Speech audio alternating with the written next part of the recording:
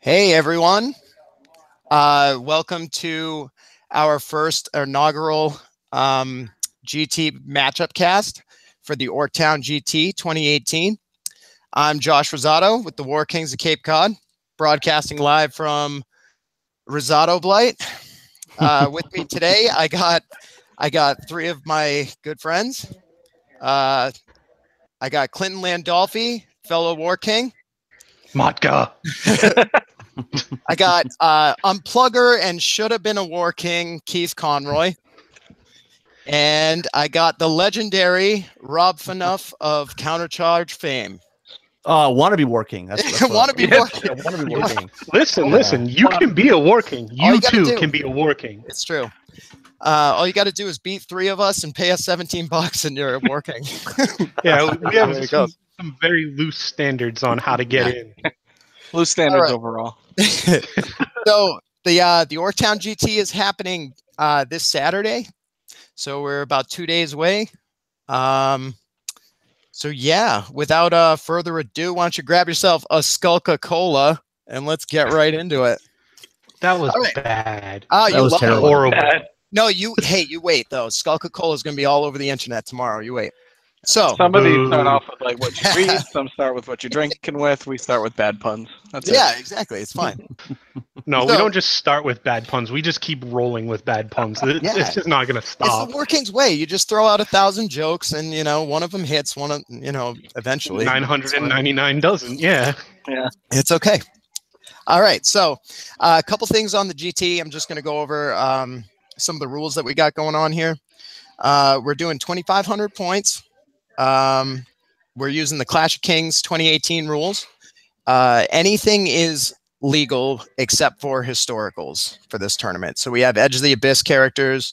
We have Destiny of Kings. We got Clash of King, all the Clash of Kings new stuff. So yeah, there's that. And we're also enforcing, since it's 2,500 points, we're enforcing a max 4 of any given unit comp rule.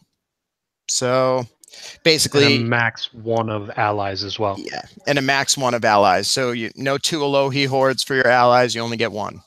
Or you can have 4 regiments of spitters, 4 hordes of spitters, or any mix in between, but you can't have more than 4 entries of spitters. So that's kind of where we're at with that. So what we're going to do is each one of us is going to read a list. We're going to go over the tables. We only have 12 tables to go through tonight, so it shouldn't be too long. And yeah, so I'll start with the first list. And the first round scenario, we're going to follow WKOW's lead and go with the scenario as well. So the first round scenario for Orktown GT 2018 is going to be push. So keep that in mind when we're doing our analysis. Yeah,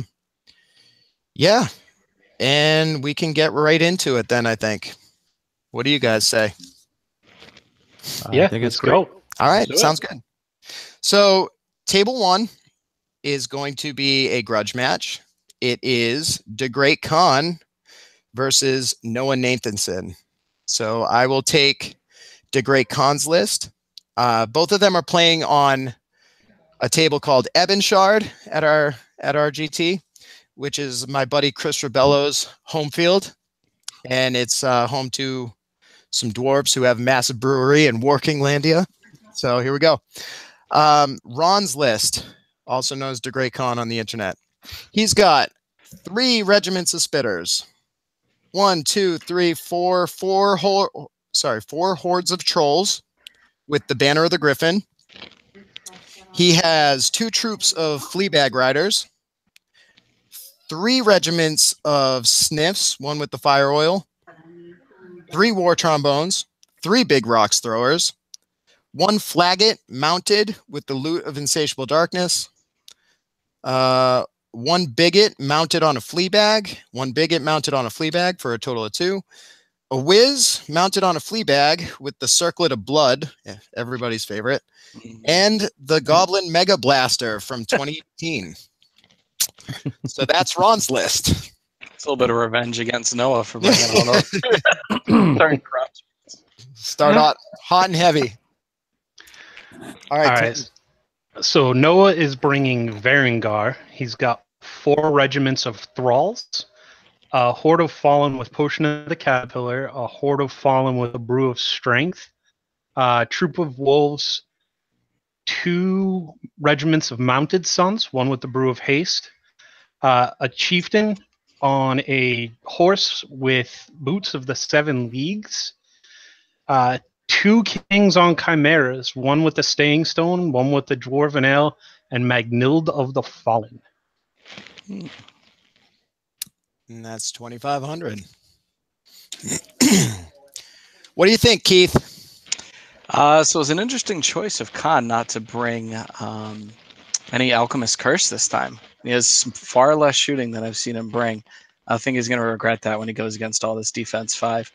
That being said, looking at Noah's list, I'm not sure which units would stand out as the ones to carry the tokens. So unless he gets creative in the scenario and drops them or decides to pass them back, I think he'll be fighting an uphill battle. I'm going to tell you right now who's carrying the tokens.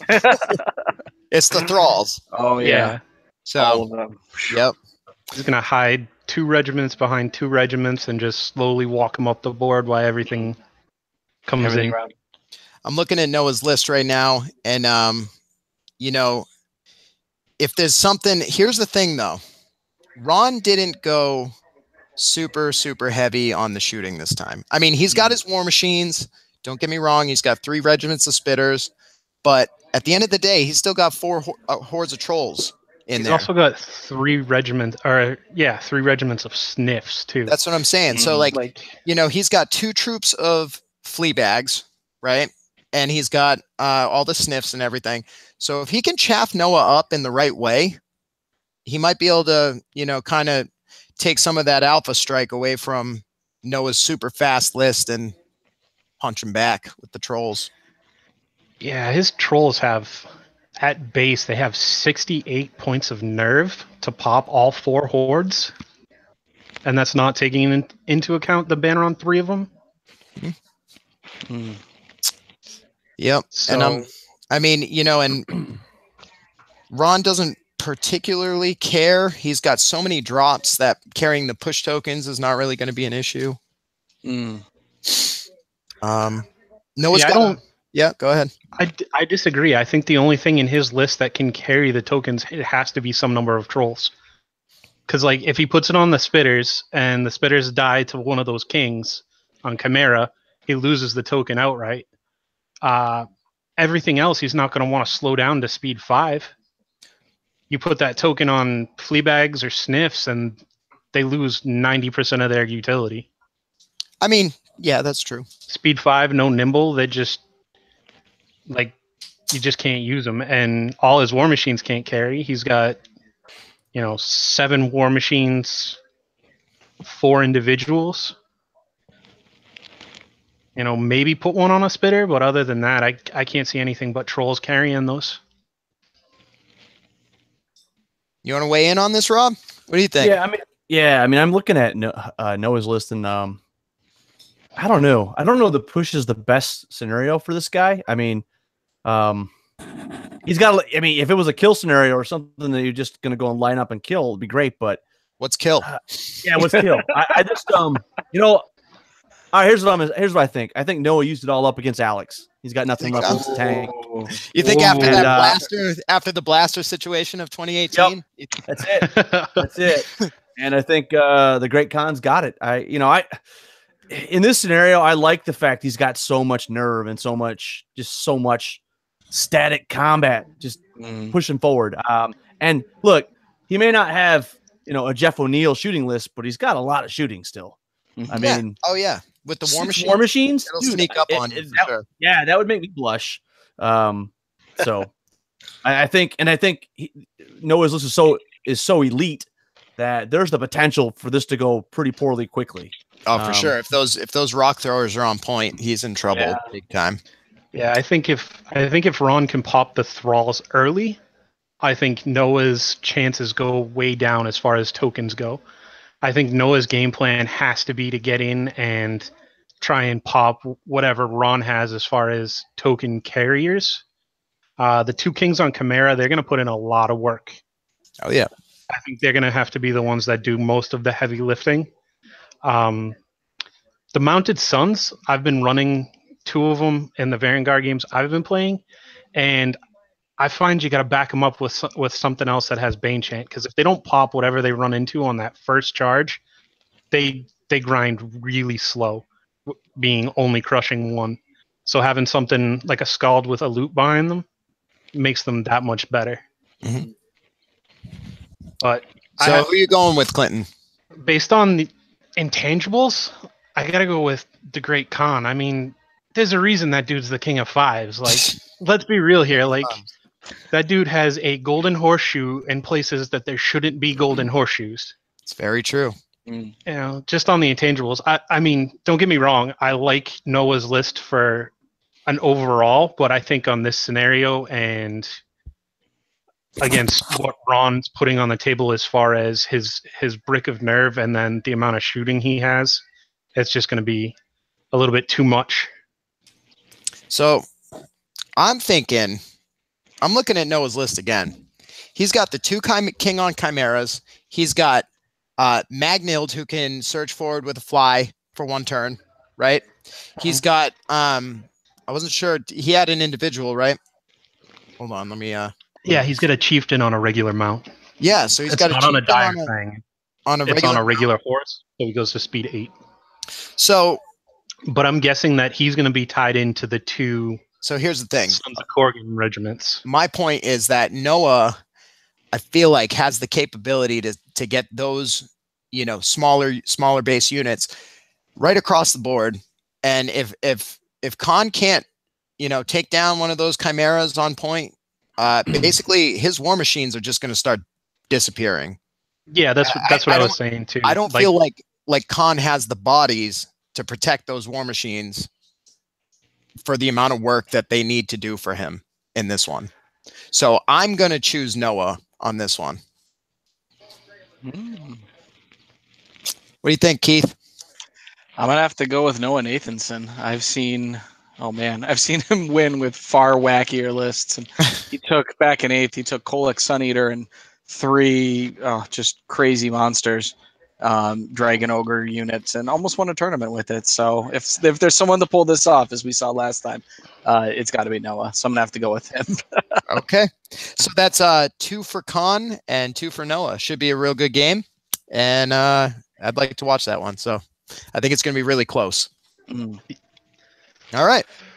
So moving right along here, we'll go to table 2, another grudge match.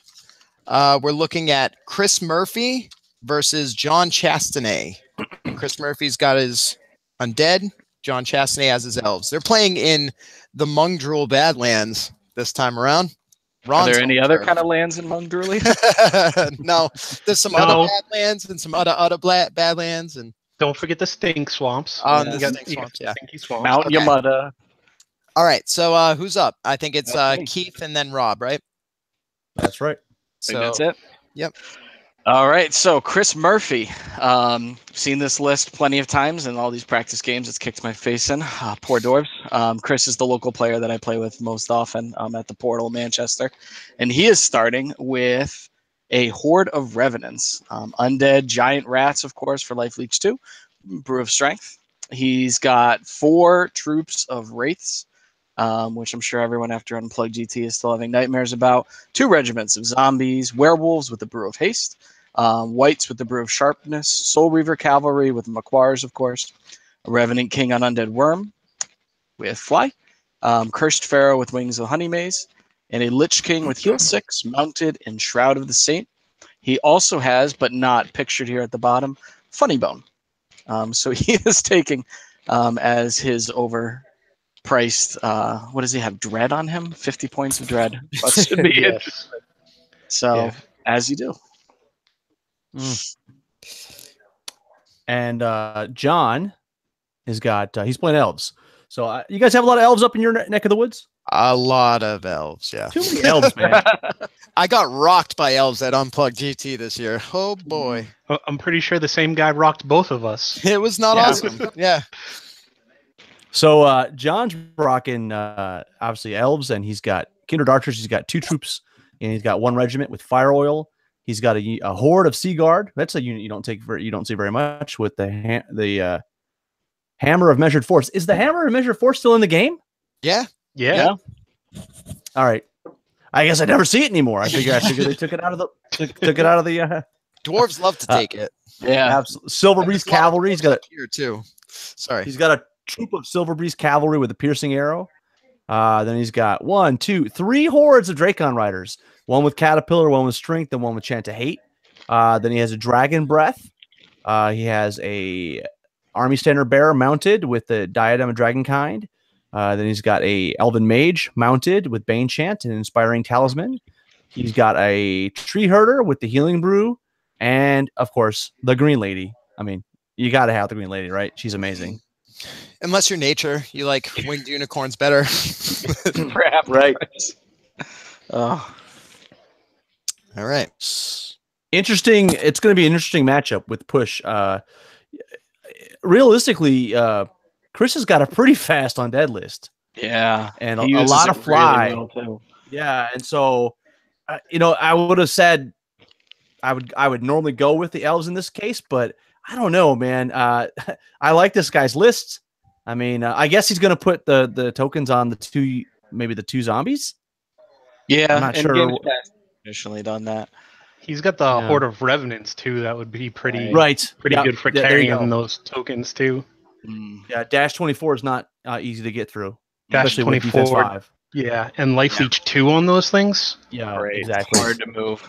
Backed And up with with the that. heal. A nightmare. Yeah, for sure. Backed up with that Lich King with heal 6 and Shroud of the Saint for a heal 9. Yeah, you're not going to want to spend your time shooting at Revenants because it'll disappear. Yeah. I like Chris in this matchup. I think that he wrote a very balanced undead list. It does a little bit of everything, but it's not too much, all eggs in one basket. He's got really fast wraiths, which he uses to good effect for flanking. He's got the solid center backed up by heal. He's got good flanking forces. I just think that those Dracons are going to get stuck in something. And once you strip Thunderous, I mean, there's not really much Bane Chant to go around in John's list. I think that they're going to disappear with some flank charges. So you're picking Chris in this one? I think I'm going to pick Chris in this one. Only because he's beaten me so many times with the same list. Yeah, this is a tough list Chris is putting on the table. He's well practiced with the way it works. Obviously, I've never played against John. I've never met John, but I don't know. I don't see a lot of stuff that he could put the tokens on to carry other than the Sea Guard. Like, maybe put it on the archers, and if towards the end of the game you've got a clear path to start, wiggling the tokens up to try and get extra points. Don't forget too that he doesn't necessarily have to get them across the table. He just needs to be able to stop Chris from having any. Right, but I don't see that happening. I mean, if those revenants just walk up 5 every turn, and he's got his 3 if he puts all his push tokens on that one horde and just walks them up, you're not gonna there's not enough shooting on there to handle it. And I think if Chris protects his flanks well, he'll have a much easier time getting his tokens across the board. But there's something to be said about 3 hordes of Dracon Riders. Here's my thing, though. You got one with Elite and Vicious, you got one with Crush 2, Thunderous 1, and then you've got one with Pathfinder. So when it lands in the woods, it's still going to do some pretty nasty, potent stuff. I would totally agree with you if it weren't an undead list that he's up against. Because the thing is, it's those Dracon Riders are real nasty, but Chris has 4 troops of Wraiths, and he's got Surge up the wazoo.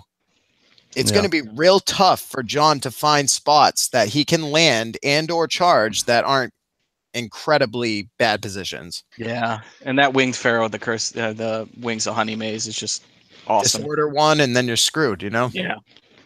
A little background though, about John Chastity. Much better player day 1 than day 2 after some gaming and beverages. Yeah. So if you're going to give him the edge for game 1, day 1. I'm going to that's my son in the background. Go to bed, you. Sorry. I'm gonna pick Chris, and then I'm gonna go try to get my son back in bed. Okay. So, I'm gonna go with. Yeah, I think I got to go with Chris too. I know how well versed he is with this list. He used something similar at our first blood tournament at the beginning of this year and just absolutely speed bumped me, like just ran me over without a second thought. And it comes down to the scenario. I really don't see much in John's list that's gonna support carrying tokens. I really don't. Yeah, I think Chris, this is a good scenario for him against this army. Yeah, as long as he doesn't.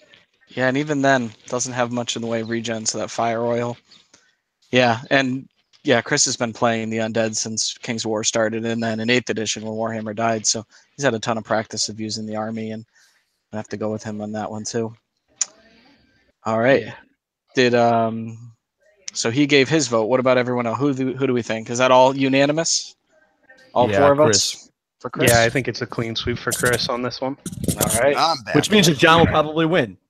Yeah, That's why we don't say, make that. this is real. Like it's coming down to intangibles again for me. Like with the first round matching, like You love that word. intangibles. I Yeah. know it's a quintessential me word. Oh, I don't even know what that means. Way too big of a word for working. All right. So, Clinton, who are you picking? I went with Chris. I think You if go with Chris. John's gonna break anything out fancy, it's got to be with the Dracons, and he's got to pop those revenants early. What do you think, Rob? Chris all the way. I think All right. this is just a good scenario for him. Yep. And that's going to be our first landslide for Chris Murphy. Sorry, John. Wish you good luck. Use those Dracons well. Be careful. Yeah. Don't start drinking. Don't start drinking too early. Yeah. Well, you can't. Round 2, you can start drinking. So Yeah, at least he'll. bar opens up on round 2. You can't Yeah, start exactly. drinking for round 1. So. Right. 10 a.m. You can't have a drink. Sorry. Okay. So sad I'm missing this. Here we go. So our third matchup of the evening, it's going to be at the Glade of the Grifficorn, which is my home turf. That's going to be Brian Ring versus Pat O'Neill. And I guess I'm up, ? To read Brian's list. Yeah. Yeah, that's what it looks like. Okay. So Brian Ring is bringing undead, which is interesting. I haven't seen him really running undead in a while. He's been doing a lot of nature and or herd lately. So anyway, so Brian's bringing 2 troops of ghouls, 1 regiment of wraiths, a horde of werewolves with the Brew of Strength. Seen that one before. 2 regiments of Soul Reaver cavalry, 1 with the Dwarven Ale, and 1 with the Fog. Pretty solid. Curse Pharaoh with the Wings of the Honey Maze. He's got a mounted Vampire Lord on a horse with Veil of Shadows, interesting choice, and Brew of Haste. He's got a Lich King mounted on a horse with Heal 6 and Shroud of the Saint for Heal 9. And then he's got some herd allies. He's got a Horde of Lycans, a Beast Pack Troop, a Chimera, and a Tribal Totem Bearer for 2,500 points. That's that comp rule coming into play right there. 1, 1, 1, and 1 for allies. Okay. All right, so I got Pat. Pat has a horde of bulwarkers with the Hammer of Measured Force, 1 troop of sharpshooters, 2 hordes of earth elementals, 2 regiments of Brock Riders, 1 with Potion of the Caterpillar, 1 with Brew of Strength, 1 Iron Belcher Organ Gun, 1 Standard Bearer with Banner of the Griffin, a Berserker Lord mounted with Blade of the Beast Slayer, a 2nd Berserker Lord mounted with the Blade of Slashing. That's the War King's trademark right there. Yeah, it is. He's got a Stone Priest with Bane Chant, Martyr's Prayer, and the Amulet of the Fireheart. He's got Hernius Hunter. He's got Hernius's Rangers with the Heart-Seeking Chant, and he's got a Steel Behemoth to round out his 2,500 points. Pretty solid. Well, looking at the undead list, I'm not sure. I'm trying to figure out who he's going to give the tokens to because pretty much everybody in this army are going to lose speed. You know, even the ghouls lose speed by carrying the tokens, and I just wonder. Yeah, this may not be the best scenario for him. Not amazing for this. Yeah, Is this not the scenario Brian wants to see for sure. Yeah, this list is pretty bad for the scenario. I think the only thing reasonably that you might expect to carry it would be the ghouls, but they're defense 3 with an 8-10 nerve. Those sharpshooters are going to reach out and touch them, and they're going to evaporate turn 1. Oh, for sure. Last thing that Brian wants to see is a horde of bulwarkers with, oh man, hammer measured force. That's not what you want to see if you have 2 Soul Reaver Cav regiments. No. Big shield, headstrong, phalanx, and always wounds on 4s.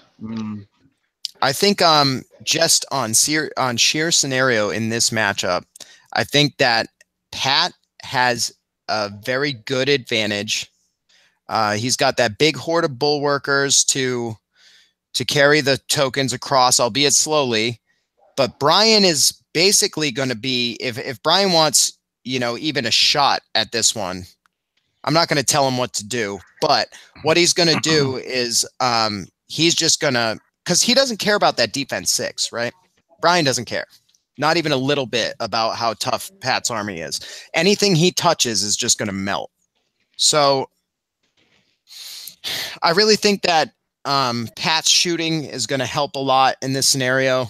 He's going to get rid of that chaff. He's got enough shooting to get rid of the ghoul troops. Maybe take down the Chimera before it gets in there.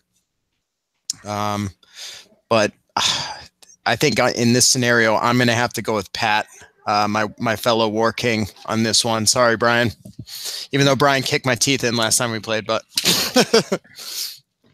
yeah, Brian's a great player. Obviously, he was at Masters last year, right? Yeah.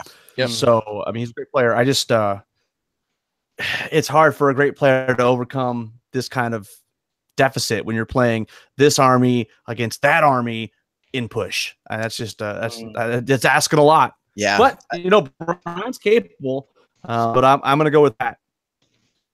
Okay. Ooh, I guess I'll buck the trend. I think I'm going to go with Brian on this one.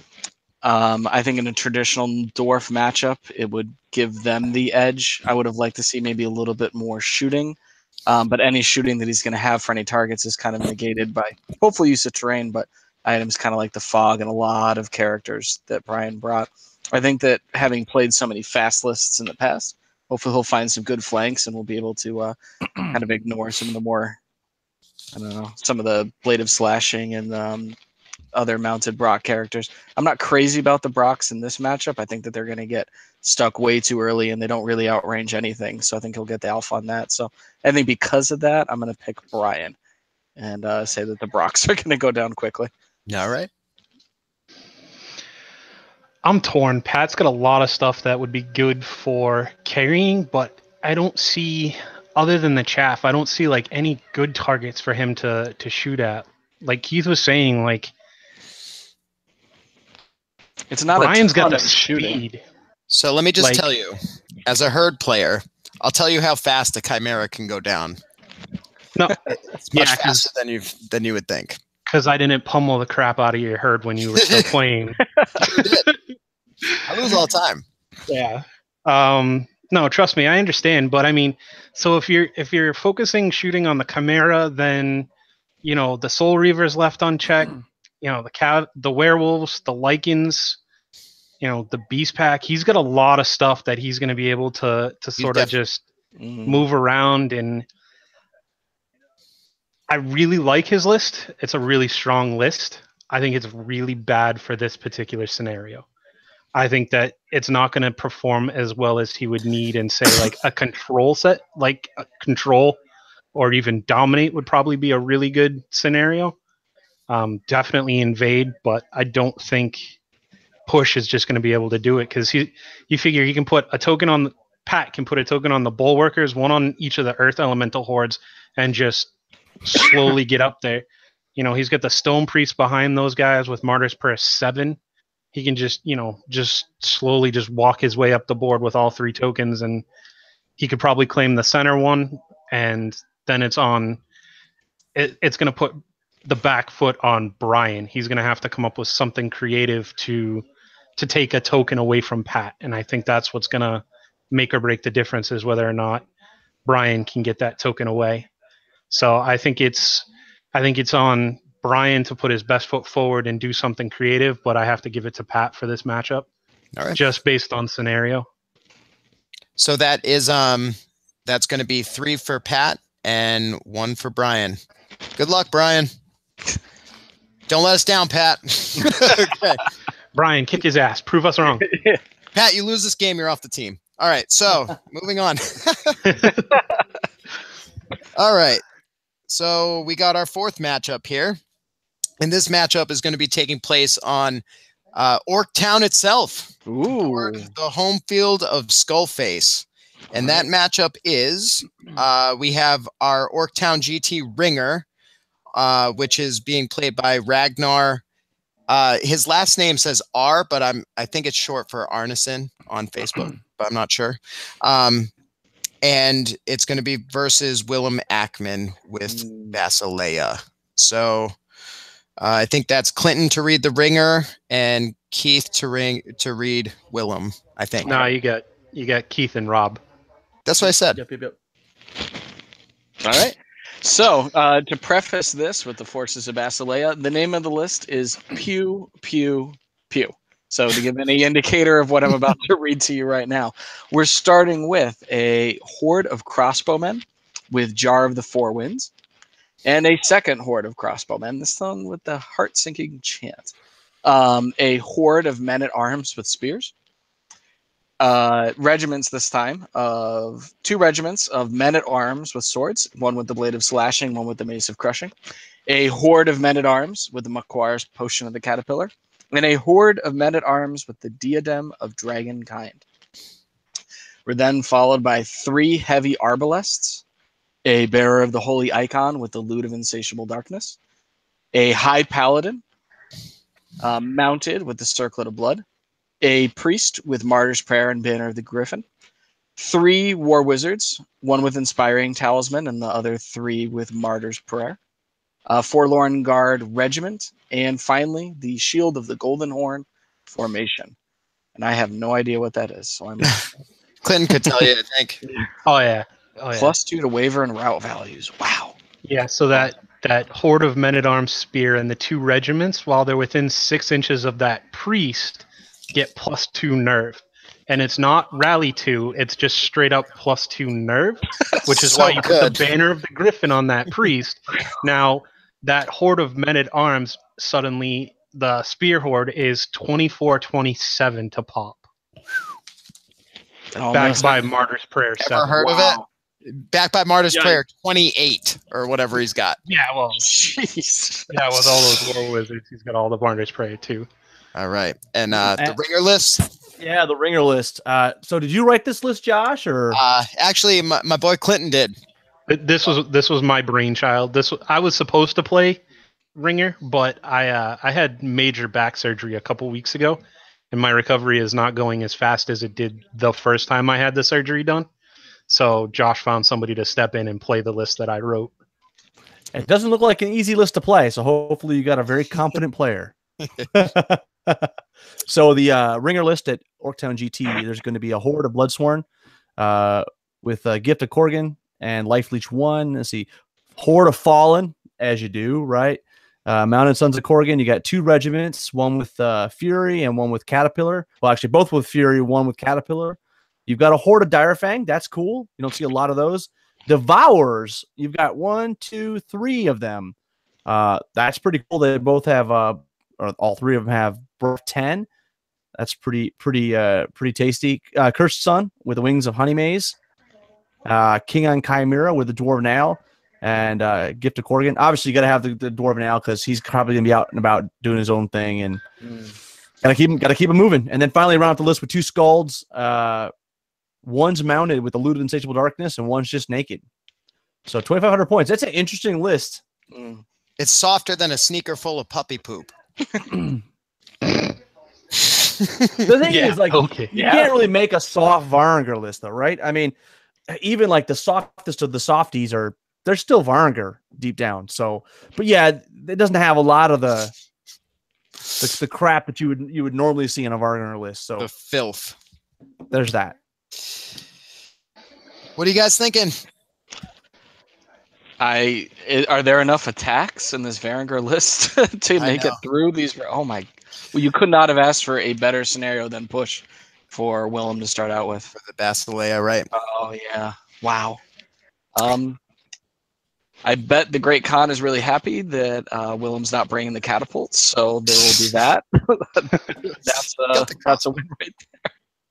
I'm gonna have to go with Willem on this. I think that just being able to cover the entire board, kind of like Aaron Chapman did during Masters, means that there's no flanks for the Mounted Sons or the Devourers, but they're nimble to take advantage of. And I think he'll just get stuck on the grind. And Martyrs Prayer 28. Period! Exclamation point. Yeah. I think I'm right with you. I'm thinking William all the way. But I'm looking at his list. Why even take a bunch of magical artifacts? Just take more bodies. I mean, at this point, you don't. It doesn't matter. I mean, don't forget, Rob, that he's got the cap 4 for this tournament. Good point. That's a good point. And it's funny. You're going to see a trend as we move through the list here because it turns out when you tell people it's a cap of 4.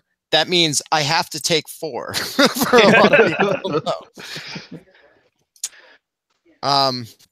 I'll go. I'm just gonna say right now, out of pretty much all the lists at Orktown, Willem's is one of my favorite. I think this list has the potential to do great things. I feel like he's got a real good shooting threat. He's got a center that is just tough as nails to move.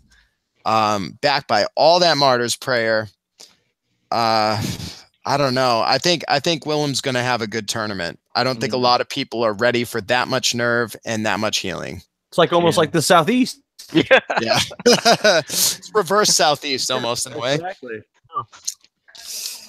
So the only problem I see with Willem's list is he lacks any sort of speed. Like he's got the one paladin with Blood Boil that's above speed 5. Everything else in his list is speed 5 or slower. Well, who needs speed when you have no flanks? And also when you can take a hit right to the face and not even care. Like you know what I mean? Yeah. Yeah, he does have a lot of nerve. The thing is, right, so like even if someone jumps in and alpha strikes one of his hordes with like 3 charges, right?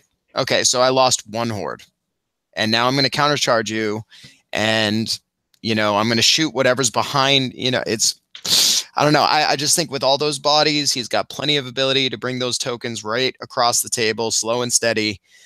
I don't know. So, thank you so much, Ragnar, for coming in and ringing for us. I really appreciate that. See, I'll tell you, I mean, I don't know Ragnar's like player skill level, so that's kind of hard. Be, like a tournament player in Warhammer Fantasy Battle, but it's my understanding that he's relatively newer to Kings of War. So I think we're gonna have a good matchup. I don't think that there's gonna be I don't think it's gonna be necessarily as landslidey as people seem to think. Just looking at the list, I don't know. I mean, I'm obviously kind of biased because I made the ringer list, but that being said, on the scenario, I think it's Willem's game to lose. I don't think it. I don't know. I just don't see any good way to crack that nerve. Like that, the men-at-arms spears, and then the 2 regiments go up by 3. So that you're talking those regiments are 17, 19 nerve on regiments. Oh yeah. Like that's pretty potent. Like I said, the only thing I could see the issue being is Willem doesn't really have anything to threaten the King on Chimera. So if Ragnar can get that thing doing some work in flanks and rears, I could see some issues. Don't miss the shooting though. You don't need speed when you have a ton of shooting either. Yeah, but so the crossbow hordes are 20 shots on 5s with reload. You know how I feel about reload. I hate it. I despise it, but dude. It's why I stopped bringing ogre shooters and hordes. I think if they were troops instead of hordes of crossbowmen, I might, or even regiments instead of hordes, I might like it a little bit better. But if something forces him to move those crossbows, because they're only range 24. I mean, shooters with reload are still range 36. They can reach out and touch just about whatever they want. 24 inches, he can't shoot anything right off the top of turn 1. Well, he's got the heavy arbalist too, though. Yeah, but They'll those land are war hit. engines. Yeah, but So, I don't know. I mean, he's got some shooting, but I'll be honest, like nothing in Basilia has like wowed me as far as shooting goes. Their shooting seems very kind of lackluster to me. I don't think those crossbowmen are going to do as well as people seem to think. I mean, one with Jar of the Four Winds does give it range 36, but 20 shots on 5s. So are you going to be our dark horse then? Are you going to be voting for the Ringer? He has to, right? Yeah, after all that, yeah, The Ringer is essentially him. Yeah, I gotta go with Ragnar on this, man. I think the extra speed that he's gonna have, and if he can use the King on Chimera well, and that Cursed Sun to get into those Arbalists, like I think he's gonna be running circles around Willem. I think, All right, Ragnar it is. After all my soapbox here, let me go sit down off my soapbox. Well, I'm just we just got to keep moving a little bit. It's just two armies that I have working on, both of them, so it's something that I've been looking at a lot. All right, so we got 3 for Will and 1 for our Ringer Ragnar. It would be so funny if Ragnar comes in and just takes down the whole tournament. Oh, yeah. I'm new. You've never seen me. Guess what? Watch out. Using a weapon right. I'm new. You've never seen me. Here's my army list written by somebody else. Awesome. Right. All right, so let's move right along here. So we're going down to table 5, and that is going to be at De Bonniad, a place in Mungdrulia that not many go to. All right, we got Greg Person. He's bringing goblins versus Chris Rebello bringing dwarves. And who's up to read? It's me and you. Okay, so I'll take Chris. So Chris Rebello, my buddy and fellow War King, he is bringing his dwarves. Big surprise there. He's starting off his list with a horde of bulwarkers with hammer and measured force. I think him and Pat are in collusion here. They're talking. Maybe a little bit. All right, so horde of bulwarkers, hammer and measured force. We got a regiment of earth elementals with the brew of haste, bringing them into speed 6. We got a regiment of Brock Riders with the Potion of the Caterpillar, a regiment of Brock Riders with the Mace of Crushing, 2 Berserker Lords mounted on Brock, Blade of the Beast Slayer, and the second one is Naked. Hernius Hunter. Chris, although similar to Pat's, now he's starting to break away. So now Chris has 3 regiments of Hernius's Rangers, which are essentially Rangers with Elite, if I'm reading that right. You correct me if I'm wrong, Keith. Oh, yeah. Elite stealth. All right. So Chris also has 2 regiments of Mastiff hunting packs, and he's got some Ogre allies. He's bringing in a horde of Hunters. Interesting. And a horde of Boomers for 2,500 points. That's Chris's list. All right, so I got Greg's. We start off with 2 regiments of Spitters, 1 with the Scrying Gem, 2 hordes of Trolls, 1 with the Potion of the Caterpillar, 1 with the Staying Stone, 2 troops of Maw Beasts, 2 troops of Fleabag Riders, 2 big Rocks Throwers, 2 Kings on Chariots, a Bigot on a Fleabag with the Crystal Pendant of Retribution, a Wiz on a Fleabag with the Circlet of Blood, 2 Giants, and he's got some Orc allies. He's got a Horde of Axe, a Crudger on Winged Slasher, and a War Drum for his 2,500 points. It's a pretty cool list. I like the hunters. I like the hunters in the dwarf list though, because it kind of complements the rangers pretty well. He's got a lot of Pathfinder stuff with the elementals, the hunters, the rangers. He's got Brocks with the Caterpillar too. Exactly. He doesn't really. Typically, dwarves don't really love to see a lot of terrain, but I don't think he cares. No. Not a lot of shooting either, so he doesn't have to worry about firing lanes because the ones that can shoot can move. He has no organ guns. It's interesting too. It's been a long time since we've seen a dwarf list without the king with wings. So looking through that, I almost wish that was in there with instead of the earth elementals with the brew of haste. I feel like the king would be really good in this matchup for disrupting those goblin characters and a lot of the support. I also think that they may need to be a ruling. So Hernius's Rangers, you can take 2 with the special formation, which I assume he did. Yep. But then if you can take the 3rd, was kind of up on the forums as well. What is this? But no one's ever done this. But can you do this? Yeah, the answer was actually yes. Because Hernius allows you to take 1, and then you take the formation, which allows you to take 2. So you're allowed to take both those options. I have never been brave enough to try. Yeah. It's a lot of points. Yeah, It's it is a a lot of points. It is. But I'm going to be honest with you. You know, I don't think Chris particularly needs the king with wings. Like I said, it's a War King's trademark, the double Brock Rider Lord. You know, because Chris was running 1, Pat was running 1 for a long time, and I was like, Chris, you really got to just put two Berserker Lords in there. And you know, now they both are doing it, and I'll tell you, those guys are so tough to take down that they just get in your back line. They will mess up any war machines you got. They're just going to ground your flyers. I mean, not that either side has any flyers, but you know, he's got 2 big rocks throwers. Chris is going to try to take those out. Chris has a lot of ability to move those tokens. So does Greg. Greg outnumbers Chris by a lot. But I'm just looking at some of the stuff in Greg's list, and you know, and I'm like, okay, that's a round of shooting. Maybe even he could probably even take off 2 of these units with 1 round of shooting. You know, and then it comes down to Greg having like his trolls and his kings on chariots, maybe, and his orc allies. So, I mean, it's still going to be a slugfest, but I think Chris's list does a lot of things, and it does a lot of things well.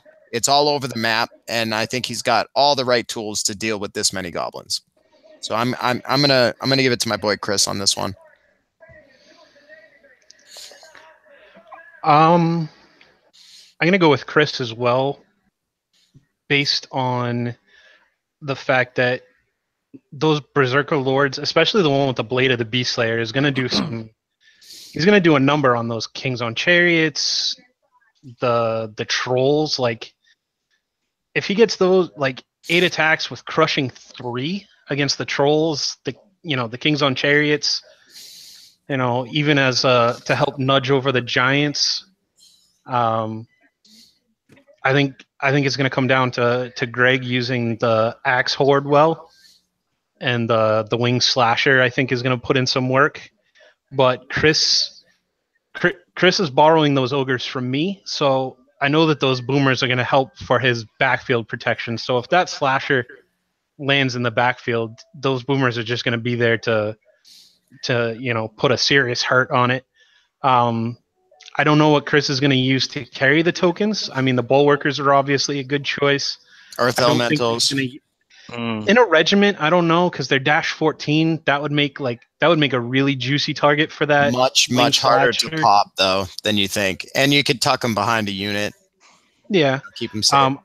I almost think Chris was going to lean on maybe putting them on the hunters, because the hunters, you put those hunters in a piece of terrain, and then they're just, other than the giants, like there's nothing that really threatens those hunters. We lost Rob. We did. Oh no. Man down. I'll send him another invite. You guys keep going. Yeah, right. I don't think that there's anything that really threatens those hunters other than those giants with ensnare. You put them in the woods, and now all of a sudden your goblins that hit on 5s are now hitting on 7s. It's not to be overlooked too, though. You know, Greg went to Masters this year. He's a great player. Chris has really been improving in the last couple tournaments. He's really done pretty well. Yeah, Chris has been on fire lately too. Yeah, unplugged. He hit around the middle, you know, like some other jackasses in this chat, you know. Most of the jackasses in this chat. Yeah, right. So, but I will say, Chris has, you know, Chris has really stepped his game up, and games against him are just getting rougher and rougher on this side. And like I said, Greg's a great player. I just played a game with him at Unplugged, and he's really good. Chris is getting better. So I think just based on the list, I think Chris can really pull it out. One thing not to overlook as far as the two lists go is that scrying gem coming out of Greg. Like, you laugh, but if he gets a big roll, like if he gets the D3+1, so he ends up with say 4 drops, that's going to allow for a big game for him to dictate this scenario, like where he wants to go with his tokens. So, you know, so I think that could hold a heavy favor. I'm still going Chris, but it's so far like every matchup has been very close. Like, they're gonna be tight games for sure. There's nothing that's clear like 100-0 winner loser. Yeah, right. Like, I think we're gonna see a lot of like draws and low wins in the first round for sure. Yeah, there's a lot of like 60-40 and 50-50 matchups for me, and just based on some, my favorite word, intangibles. I think race it out twice. All right, where are you going with this one, Keith? So I think I'm going to go with Greg. We got back from the local game store before I came to record this, and I saw Greg was playing this versus a local elf player, and it was just incredible. You didn't know where the goblins ended and the train began because it just covered the entire table, and it was awesome to see. It's a beautiful army too. I'm looking at the dwarf list, and something I can be sort of critical about playing them as my primary army. I think that the Brock Lords are going to be great along with the Brock Riders, but there's no other inspiring in the list. There's no Stone Priest for Martyr's Prayer. Kind of screams out that instead of the Hernius' Rangers having a Stone Priest and maybe some, instead of the allies, possibly Steel Behemoths, just knowing how good they are. Yeah. So the thing the Goblins can do really well is force a lot of tests. And I think that the Bulwarkers, the Earth Elementals, some of the Rangers, the creepy music that's playing in the background. I know. What's that? Clinton, you listen to music? Are you at a carousel right now? Are you at the carnival? What is going on right now? I'm in a haunted house. Yeah, haunted. Okay. That was what I felt. It might be my TV. Gotcha. Right. The Hunters and the Boomers, that there's a lot that isn't inspired. So I think 1 or 2 good rolls from Greg is going to start depleting some of these units that otherwise would have that lucky reroll. So I'm going to go with Greg based on the sheer amount and just how awesome it is that Goblins drew push round 1.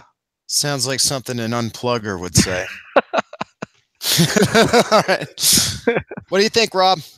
Well, I would like to pick Greg, but I think the only reason why he's playing Goblins is because he's tired of taking all your guys' shit about his crappy painted Night Stalker army. Well, not only that, but he did say it was Orc Town. So he's correct. So you got to play Goblins to Orc Town if you got him. Greg's a good player. Smoke him if you got him. Yeah, Greg's a great player. I just I don't know. I like this dwarf list. I think it's got the tools.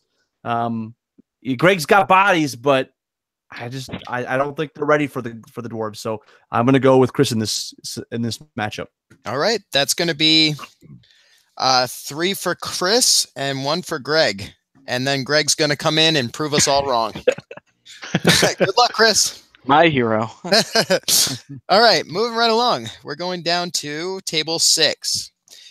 This is going to be taking place at the Desert of Yaj, which is home turf for Empire Dust Army down here. We got Tony Chastanet. He's rocking Salamanders versus our very own War King, Joe Taylor, playing Herd. Keith, you up? Sounds good. We have Salamander Primes, a Horde with the Brew of Sharpness, and another Horde with Orcsbane's Amulet of Thorns, and exchanged these shields for 2-handed weapons. So interesting choice with Orcsbane's. The Gekatoa Warriors, a regiment of 20 with the Scrying Gem. Ancients on Rhinosaurs, we have a Horde with Maquars, 3 Commodons, an Ankalon battle platform with Firebolt, 1, 2, 3 Clan Lords on Fire Drakes for 2,495 points. You know why? Just do an episode? Yeah, we just. It's because he put an item on every unit, so it looks like he was trying to stretch his points from 2,000 to 2,500. I would imagine, or maybe 250. And he probably just took all the items he wanted to, and he was like, I don't want one that's 5 more points. So, or he heard the last episode of Unplugged Radio and wanted to troll. and he's I'll give just him that. trolling, right? He's just trolling. No, I'm looking at it, and the only things that don't have items on them are literally monsters that can't take items. Oh, But here we go. everything that can carry an item does. That's what leads me to believe that he's stretching his points a little bit. Dwarven Ale on the first one, Boots of Levitation on the second Fire Drake, and Aegis of the Elohi on the third. All right. And they all have fly too. All have fly, of course. Well, I've got Joe's list, and he's rocking Herd, and he's got a horde of Spirit Walkers with Brew of Strength. He's got 2 Tribal Longhorns. He's got a regiment and a troop. He's got 2 troops of Harpies. He's got 3 hordes of Guardian Brutes in Chris Kapsner style. With one with the Brew of Haste. He's got a horde of Tribal Chariots with Caterpillar, which is a good choice. He's got a Great Totem. He's got 2 Chimeras. One has the wings. Is that right? Yeah, one's got the wings. And he's got 1, 2, 3 Shaman. 3 Shaman, one with the Black Iron Crown and Drain Life, one with Heal and Shroud of the Saint, and one with just Heal. So that's his list. That's an interesting list. Wow. I actually, as a Herd player, I like Joe's list a lot. I do like the 3 Guardian Brutes. I miss the Stampedes, but he does have a Winged Chimera, which is like my favorite unit ever. And he's got 1 on the ground, so it still does its job. It's just closer to the Guardian Brutes. You can't make any stupid moves with it. I do think he had a missed opportunity in running the Vanguard formation, because he already took 2 units of Longhorns. But considering he has a regiment and a troop, it leads me to believe that he is still building that 2nd regiment, if I had to guess. Okay. So, but yeah, anyway, just my thoughts. I guess I'm wondering, where's the Beast Packs? I mean, I see he's got 2 units of Harpies. Yeah. Is that just chaff? I mean, yeah, he really, Joe's relatively new to Herd. I think he's played a couple games with them. I think it really takes a good handful of games with Herd to really realize that the Beast Packs and the Harpies and all that stuff really make that army tick. You can't do it without it. I always take 2 Beast Packs and 1 Harpy minimum, and more sometimes. You really need it to get those charges and those strikes where you need them. That's the only way you're going to be deleting stuff. But I think he's got enough heal to really negate all that breath. If the Comodons are really lighting him up pretty bad, it could stack up to the point where the Salamanders are deleting stuff, and Joe can't keep up with the heal. I think as far as when the lines clash, I think Joe's going to have a pretty decent time knocking those Salamanders to the side if he can get to them before they, kind of surround him and shoot him to death. But I don't know. I think this one's going to be an uphill battle for my boy Joe. I agree with that. I think looking at the list after playing against you with Herd so much when we first started, my question for Joe is, where's the Bane Chant at? Like, they come on the Shaman. Bane Chant starts on the Shaman. Bane Chant. Okay, 3, so and then they come with Bane heal. Chant 3. Yeah. Okay. Then you upgrade for heal. All right. That makes more sense. So he's got 3 Bane Chant 3s. So it's there. The Potion of the Caterpillar on the Chariots hordes.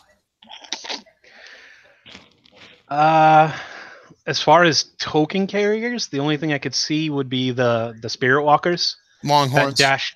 That dash 23 nerve is just.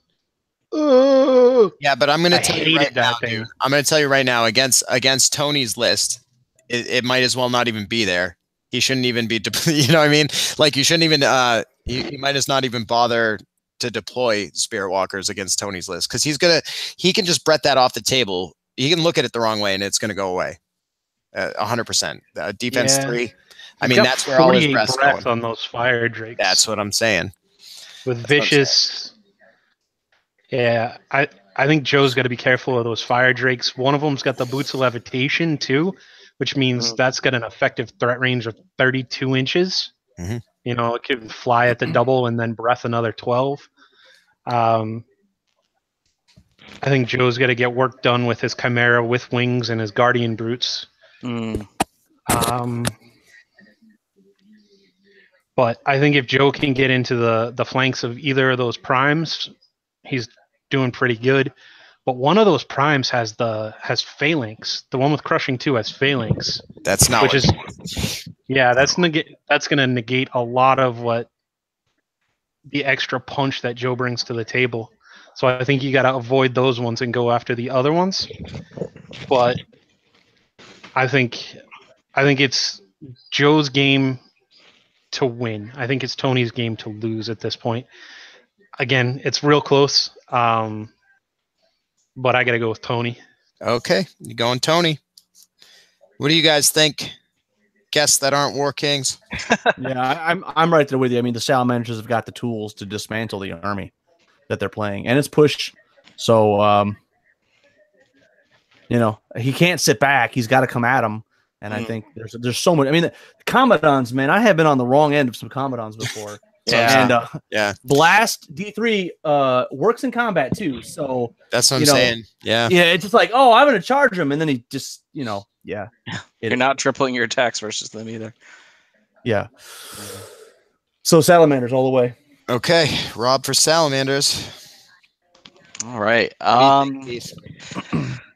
So looking at Tony's list, I think in push it's going to be, he has basically 3 units that he has to pick. It's got to be either the Salamanders, maybe the Gekatoa. So it's pretty clear which one he's going to put it on. I would have loved to have seen a lot of these units or the items become, I mean, even just a simple standard bearer, somebody, because, you know, if you're keeping a almost 300 point dragon to babysit for inspiring, I guess that's an advantage that Joe can take advantage of. So I think I'm going to give it to Joe. I think if he makes really good use of his speed, he has multiple units that he could put the tokens on when it comes time. So I think he'll have that advantage of being able to spread out. And if the Fire Drakes leave, then there's no one inspiring the Salamanders and all these other ones. So I'm going to go with Joe on this, but I think it's going to be a really close game. And I think that these two people are going to have a lot of fun too. All right. I think, so as, like I said, as a herd player and as someone who's looking into Salamanders, I think that I don't see how Joe pulls this one out. I really don't.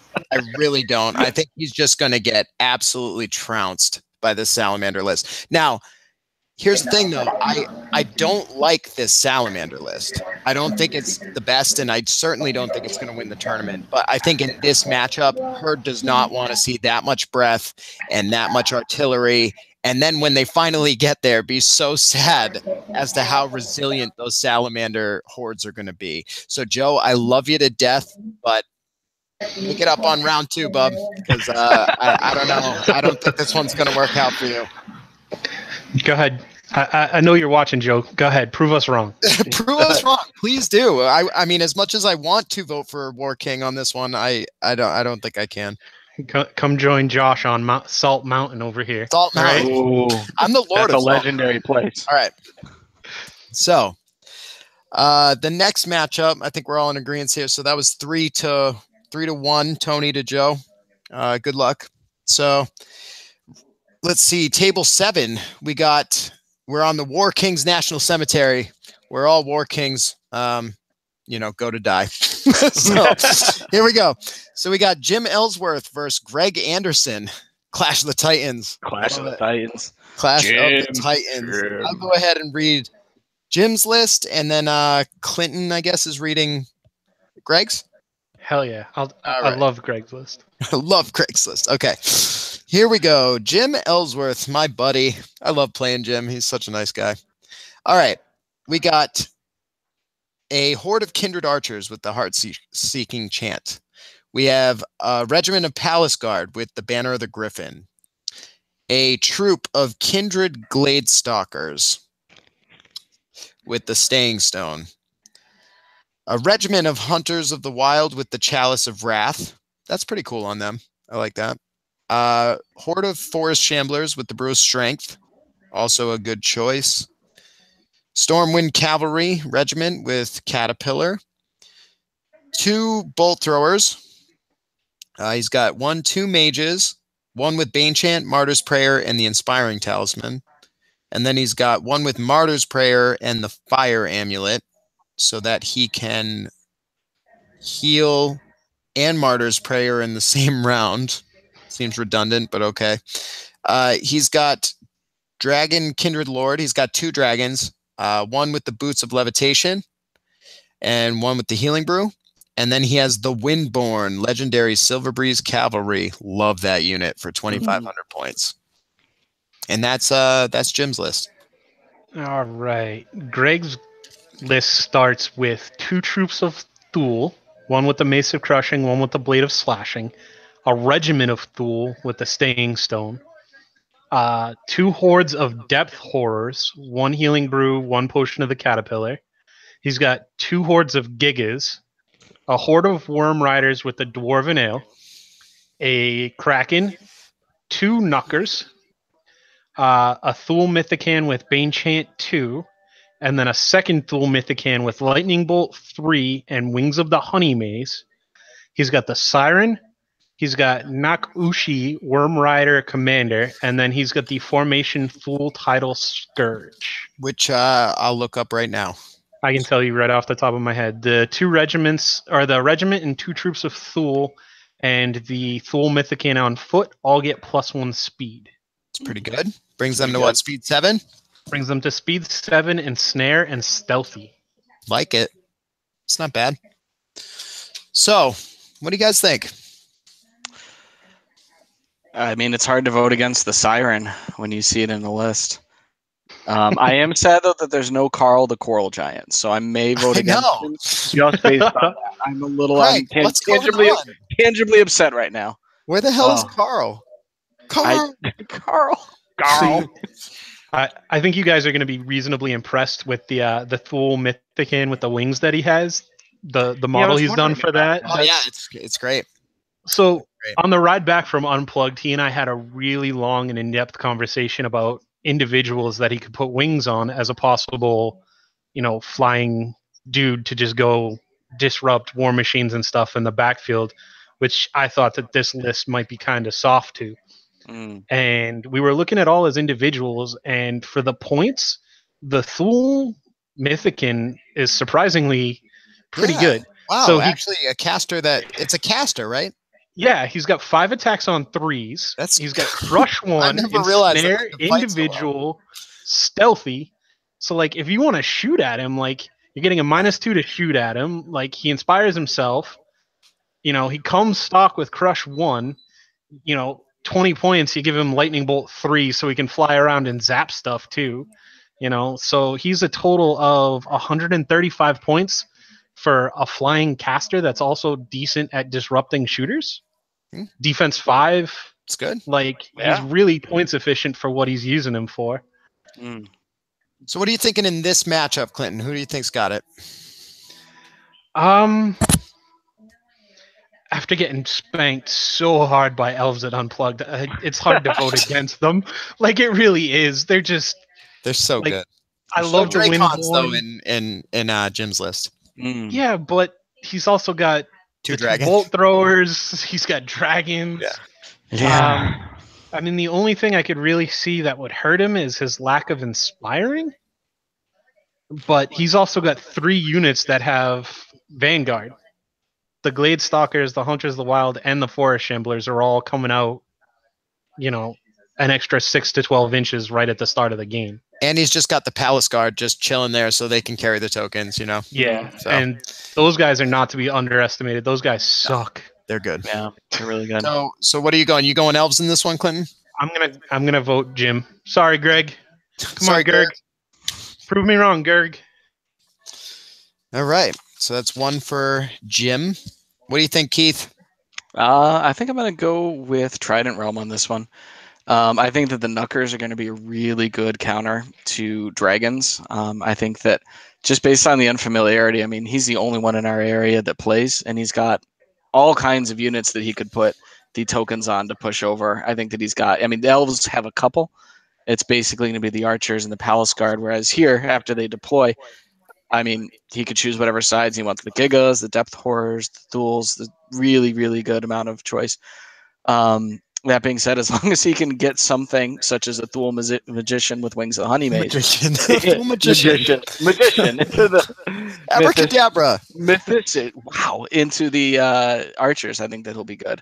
So I'm going to go with Greg on this one, even though he didn't take Carl. So you're going against your club, and Clinton's going against his club. Crazy thing. We're in the mid rounds now. Anything game after hours, after dark. What do you think, Rob? Do we lose Rob? Rob. Rob, I think your sound is... So it helps when I don't mute myself. There we go. There you go. I'm gonna go elves. I just defense 3 against any amount of shooting is not a good scenario. However, I do like Greg's list. I think it's a cool list. I just, I've been slaughtered by elves so many times. I just have them in my nightmares. So they are horrendous. I think we share the same nightmares, Rob. So I was looking at both the lists, and I've played against Jim's list a couple times. I haven't really played too much against Greg's Trident Realms Night Stalkers. They're the same. They all got tentacles. Doesn't matter. Magicians. Yeah, exactly. Yeah. So I do think Greg, like you were saying, Keith, like Greg has a lot of ability and a lot of good meaty units to put those tokens on that Jim is going to have a tough time getting rid of. I would have loved to see in Greg's list a horde of water elementals and some surge. I would have loved to see that. Unfortunately, it's not there. I think those dragons are really going to give Greg problems, especially with the Gigas being big shield and not just defense 6. Like you said, Rob, I think the depth horrors are going away quicker than Greg probably wants them to go away. The Thule troops probably. I mean, Jim's got enough shooting that he can really pick on Greg and really start taking his toys off the table before Greg gets there, considering he's a little bit slower. Although I will say I do love Nakushi. I love that character. She's awesome. With the Martyr's Prayer and the Regen 4 is really cool. But at the end of the day, I got to give it to Jim. I think Jim's going to take him. And that's only because he's got the shooting edge, and I don't think Greg's army can kind of soak that, the shots and deal with the dragons. He's going to have a tough time. So I'll give it to you, Jim. Sorry, Greg. Greg, I want you to beat him, though. All right? beat him or you're off the team. Next. Okay. So table 8. We're getting down into the swamps of Og, the stink swamps, which are another area of Mungdrulia. And this is table 8. The matchup is Corey Wallitzer, and he is bringing Abyssals versus our very own Skullface himself, Orktown K2. And he's bringing orcs, obviously. So who's up to read? Am I up? I'm up for Corey. All right. And this, ladies and gentlemen listening, this is the match that the world has been waiting for. This is going to be awesome. K2 Orktown versus Corey Wallitzer. This is going to be great. And we're starting with 2 regiments of Flame Bearers, one with the Jar of 4 Winds, 2 regiments of Lower Abyssals, and 1 horde of Lower Abyssals with the Brew of Strength, Tortured Souls with Brew of Haste, the Lord of Lies, the Well of Souls, a Archfiend of the Abyss with Fly and Lightning Bolt, Basusu the Vile, Demon Lord Baal, Bane of Mortal Kingdoms, and that is it. So it looks like a birthday party of every single unique and evil 5 flying monsters. Hey. He doesn't have Cronius in there. He's missing Cronius as a living legend. This was not 40K last edition, Corey. This is... Oh, jeez. And he's got the Lower Abyssals to carry the tokens. I love it. Yeah. Yep. I love it. And Flame Bearers in case he needs this. Yeah, I really like this list. Okay. I mean, yeah. It's going to struggle in unit strength scenarios for sure. So, well, I've got K2's list, and it is orcs, as you mentioned. And he's got 1, 2, 3, 4 hordes of axe. One with Dwarven Ale, one with Staying Stone, one with Chalice of Wrath, and one with the Griffin Banner. He's got 2 hordes of Great Axe. So now we're up to 6 hordes already. He's Only got 6 1, hordes. 2, 3 Crudgers on Slashers, and they're all with wings. He's got 2 God Speakers. One with Shroud of the Saint and Heal 2, one with Heal 2 and Inspiring Talisman, and then just a Crusher mounted on a Gore. That's an interesting list. So which one's Skullface? Is the guy just on the board? Skullface is one of the Crudgers on Slashers. Okay. Well, that's gonna be an interesting game. I don't Great. It's I don't really funny know. because it's like it's 6 hordes versus 6 monsters. Yeah. Complete I think opposite that's ends awesome. of the spectrum. This is great. This is awesome. It's going to be a very interesting game to watch for Yeah. sure. I already have an opinion on it though. I think so. Corey's shooting is irrelevant to K2. He does not care about those 2 flame bearers at all. So what does that come down to? That comes down to 5 monsters, right? The lower abyssals aren't a threat really to K2 either. So now it comes down to 5 monsters that all fly. So K2 has this massive footprint, right?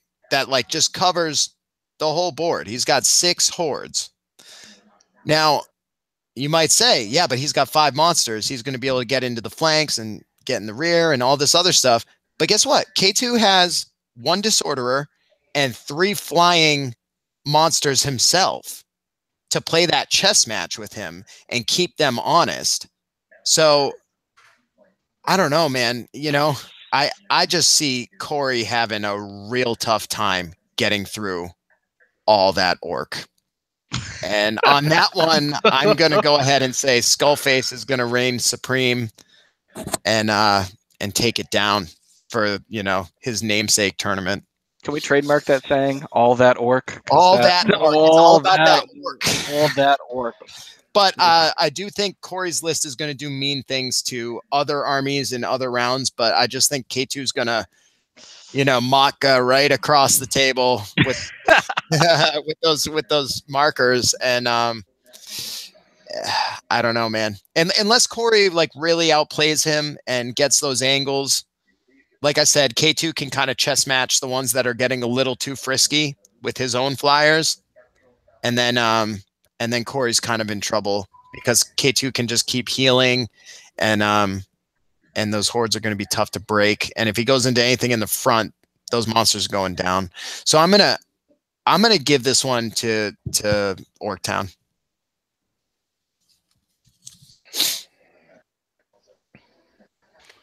It's an interesting matchup. Yeah. I mean, honestly, it's probably Kenny's to lose because, I mean, he's not going to like put all of his Crudgers and Slashers with wings all next to each other to let Bale pop them, make them all disordered. He's going to hopefully spread them out. And so, I mean, yeah, that's something I guess I didn't think of, Rob, either. You know, if that happens, that could be trouble. You know, a lot of people don't see that one coming. It's kind of like a gotcha moment a little bit sometimes. But that being said, like his footprint is so huge. I mean, maybe we were playing dominate. Corey might be in a better position, but we're not. So we're playing push. So I think I'm going to go K2. I love Corey though. I mean, I love the list. It's an interesting list. But Monster Hammer it has a harder time in this current flavor of, you know, this current version of Kings of War that we're playing. All right. So I mean, what do you do? These are both lists that are at the exact opposite ends of the spectrum. It's very true. I feel like all the last ones I've sort of picked the odd one out. I want to pick Corey's list because I feel with 6 hordes, it's really hard. Like watching the Masters at times, Aaron Chapman, like it was difficult. People could get around the 6 hordes on the table. Like it seems good in practice, but with enough terrain, they get stuck. They're behind each other. It's really hard to react to one flyer, let alone 5. So I think I'm going to go with Corey on this one. I just talked myself out of it. I think that between the Tortured Souls, he won't get to use the from the pit. What is his special rule? From the pit, I curse thee, because he doesn't really care about being disordered, except for his. Would that work against his spells against the heal? Yeah. Yeah, Okay. that might Big be able round. to shut down his healing for for a like that couple turns. that good for one pivotal turn. that one counter punch. Yeah. Yeah, Well, it's tough though. It's only 6 inches, right? So, a 12-inch circle. It's not as great against a bunch of healers. Yeah. If K2 can kind of spread out, he can kind of negate the effect of that, I think, pretty well. Yeah. Corey's gonna probably more than likely gonna have to choose 1 or 2 targets. Like, okay, I don't want that guy flying, or I don't want that guy casting. Right. So I guess I'll go with Corey on this one. Why not? He's also a very solid player too. He's a solid player, and it's the 5 unique characters. I mean, I have to go brush my teeth after reading this list. Everything's bigger in Orktown. Everything's bigger in God. Bleh, Puke Town. All right. So I've been going back and forth looking at the 2 lists, really debating it, but I got to go with K2 on this one. I think, like Josh said, I think he's going to be able to play a good counterpoint matchup with his 3 monsters versus Corey's 5 monsters. Looking at it, there's only, the Lord of Lies is a monster, but he doesn't really hit very hard like a monster. I see him more being used as a flying lightning bolter, the Lightning Bolt 7, which K2 doesn't really have any soft targets for that. His God Speakers, maybe, if that's where you want to pick off. K2 does only have 1 inspiring source, which kind of, other than the 3 Crudgers that fly. But if he's using those guys to inspire, then he's definitely not using them to counter Corey's monsters. Here's the thing. In this matchup, he's using them to inspire, and he's not being aggressive with those 3 flyers if he's doing it right. In this matchup. No, I agree. But what I'm got, saying is 5 guys coming in, 6 targets coming in. But if the Lord of Lies can pick off, I think it's pivotal. I think if the God Speakers can get popped early, I think Corey can stack some decent wounds, but it's hard to vote against the wall of green. K2's just gonna put the tokens down, and he's just gonna go. Home field advantage. Yeah. Yeah, it is. It's hard. Especially with one of those hordes having the banner of the Griffin, that's such a big footprint for spreading out Rally 1. The cover's a third of the table with Rally 1 just off of 1 horde. So I definitely think it's K2's game to lose based on scenario, but I think it's going to be a tough matchup for him.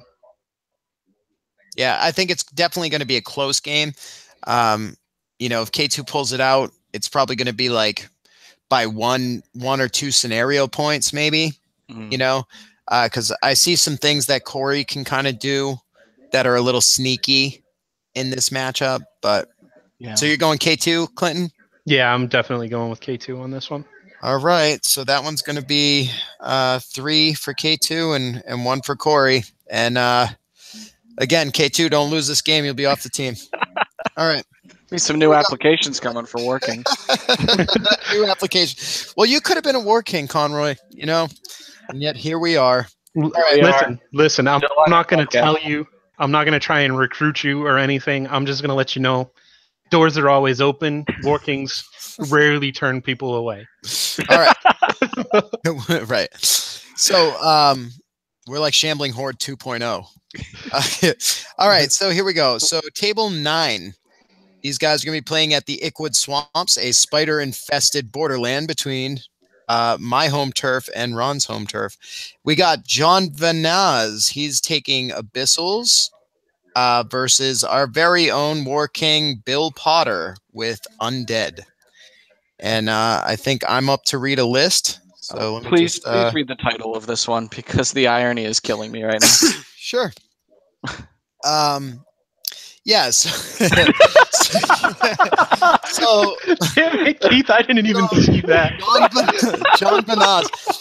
John the Ace Vanace, the shark in the pool. Orktown balanced 2, which suggests that he has play tested this list, has confirmed its balance, and moved on with his day. So, okay, let's go ahead and read Orktown Balance 2. John has 3 regiments of flame bearers. One has the Heartseek Enchant, one has the Fire Oil, and one has the Jar of the 4 Winds. Nice little shooting base there. 2 troops of gargoyles, standard. 1 horde of lower abyssals. He's taking away their defense to give them crushing strength 1. So they're down to defense 3, crushing strength 1. And he gives them the brew of strength. So now they're up to crushing strength 2. John is bringing the Well of Souls. He is bringing 2 Archfiends, both with wings. One has Lightning Bolt 5, one has Blade of Slashing. The other has Lightning Bolt 5 and Blessing of the Gods. You're welcome for that one. I told him to do that at Masters. Do the Blessing of the Gods on that one. Basusu the Vile, because why would you ever leave home without that guy? And then he's got some Empire of Dust allies because he's moving his way into Empire of Dust. He's trying some new units and stuff. He's got a regiment of skeletal archers.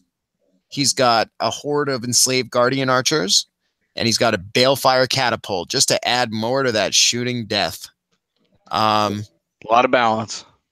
Honestly, no, listen, honestly, I'm looking at this list and it's the same thing I was telling people with my master's list too, right? Like it is balanced. It's just balanced on hardcore mode.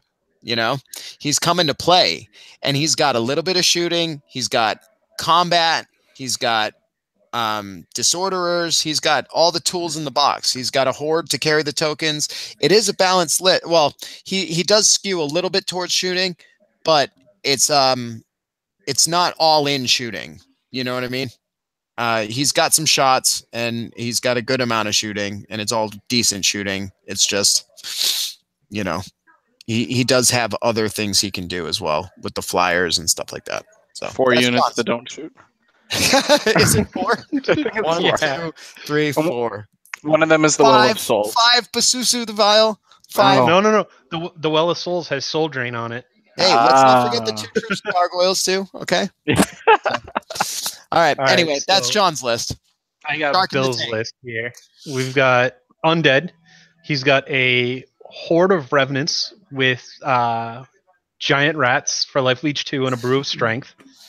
3 regiments of zombies, 2 hordes of werewolves, a horde of wights, a regiment of Soul Reaver Cav with the caterpillar, 2 balefire catapults, Revenant King on Undead Worm with the Blade of Slashing, a Cursed Pharaoh with Wings of the Honey Maze, a Lich King with Heal 6, Drain Life 6 mounted, and Jarvis, because you got to have Jarvis. Bill missed a giant opportunity to take some Alohi in that list. Absolutely what I was thinking. I was like, wait a minute. You're taking Jarvis. You make your army, what? You could take martyrs. There's all kinds of stuff you could be taking. Yeah.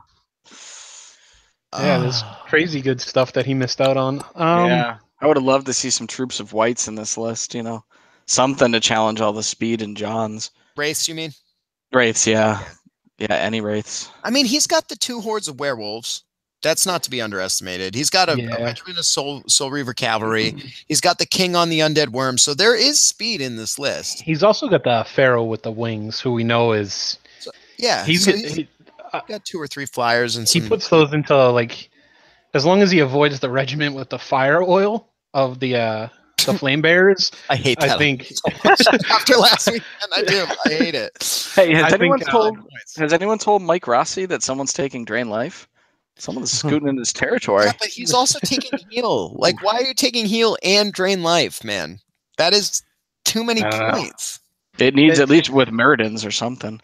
Yeah, he's also got Surge 12 on the guy. You drop both the spells and you take Martyr's Prayer. That's the way to do it. Or you could drop the Drain Life and put Shroud of the Saint. It's literally a same point cost switch. That would have upgrades you to a heal 9.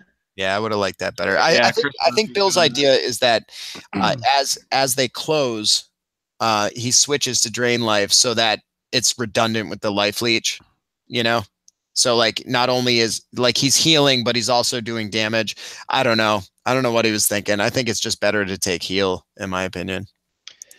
The big weakness that I can see to Bill's list is his limited inspiring. I mean, obviously you don't want, if you're using the Cursed Pharaoh for inspiring, then John's going to be picking apart stuff with shooting. Same thing with the King on Undead Worm. Yeah, but the other thing too, Clinton, is Jarvis is very inspiring as well. Yeah, he's got 4 sources. I think he's pretty good. Yeah, but only 2 of them are going to be hanging around his lines. I'd be willing to bet. That's definitely a good way to beat undead, though. Yeah, get rid of their surge and their inspiring. Target the characters. Like if you bring down Jarvis and that Lich King with the heal, drain life, surge, bipolar disorder, heal and drain life. So Bill. Yeah, but I agree, with Josh. I think John's list is fairly balanced as far as John's lists go. It's definitely a balanced Right, John yeah. list. After Keith called me out on that, I was like, wow, actually that is a lot of shooting. But like I said, as far as John lists go, it's pretty balanced. But it's about as balanced as a unicycle. So What does that even mean? That's not a thing people say. have you ever sat on a unicycle? No. No, I right. haven't. What? The only people that can do it are very skilled people, okay? And clearly that's John in this situation. All right. So my vote's going with John here. It's tough to vote against him. Yeah. All weird unicycle analogies aside, and all the carnival music coming from Clinton's speaker. The creepy it all makes sense. I'm gonna have to go with John. I think that without any speed 10 to challenge the flyers, I think that John's gonna be able to chaff them up really nice with the gargoyles. That there's gonna be a lot of shooting going on. Basusu, the Well of Souls, is gonna help in the grind. Archfiends, Master's got a ton of flank and rear charges, and then Enslaved Guardian Archers. There you go. I think it's gonna be a win for John. Yeah, I'm right there with you. I think John's got all the tools. I mean, honestly, he's going to get to pick a unit. Is the Soul Reaver Cav even going to get across the table? That's a good question. That's a great bet. You know what? Let's put a side bet on that. That's I say no. I don't say it makes it past halfway. You don't think so? I don't think so. I don't know. No, not with the height. No. Well, the Enslaved Guardian Archers will make quick work of that. It hits him with the Bale. I'm sure should target him with the Balefire Catapult too. I mean, they're going to be in cover. They got the Caterpillar, but right? Do they? I could be wrong. Yeah. Soul Reaver have Cav. Yeah. I figured, but like, I don't know, man. I just don't think. I don't think Bill's list can handle the fire. Yeah, I don't think many lists can handle that fire.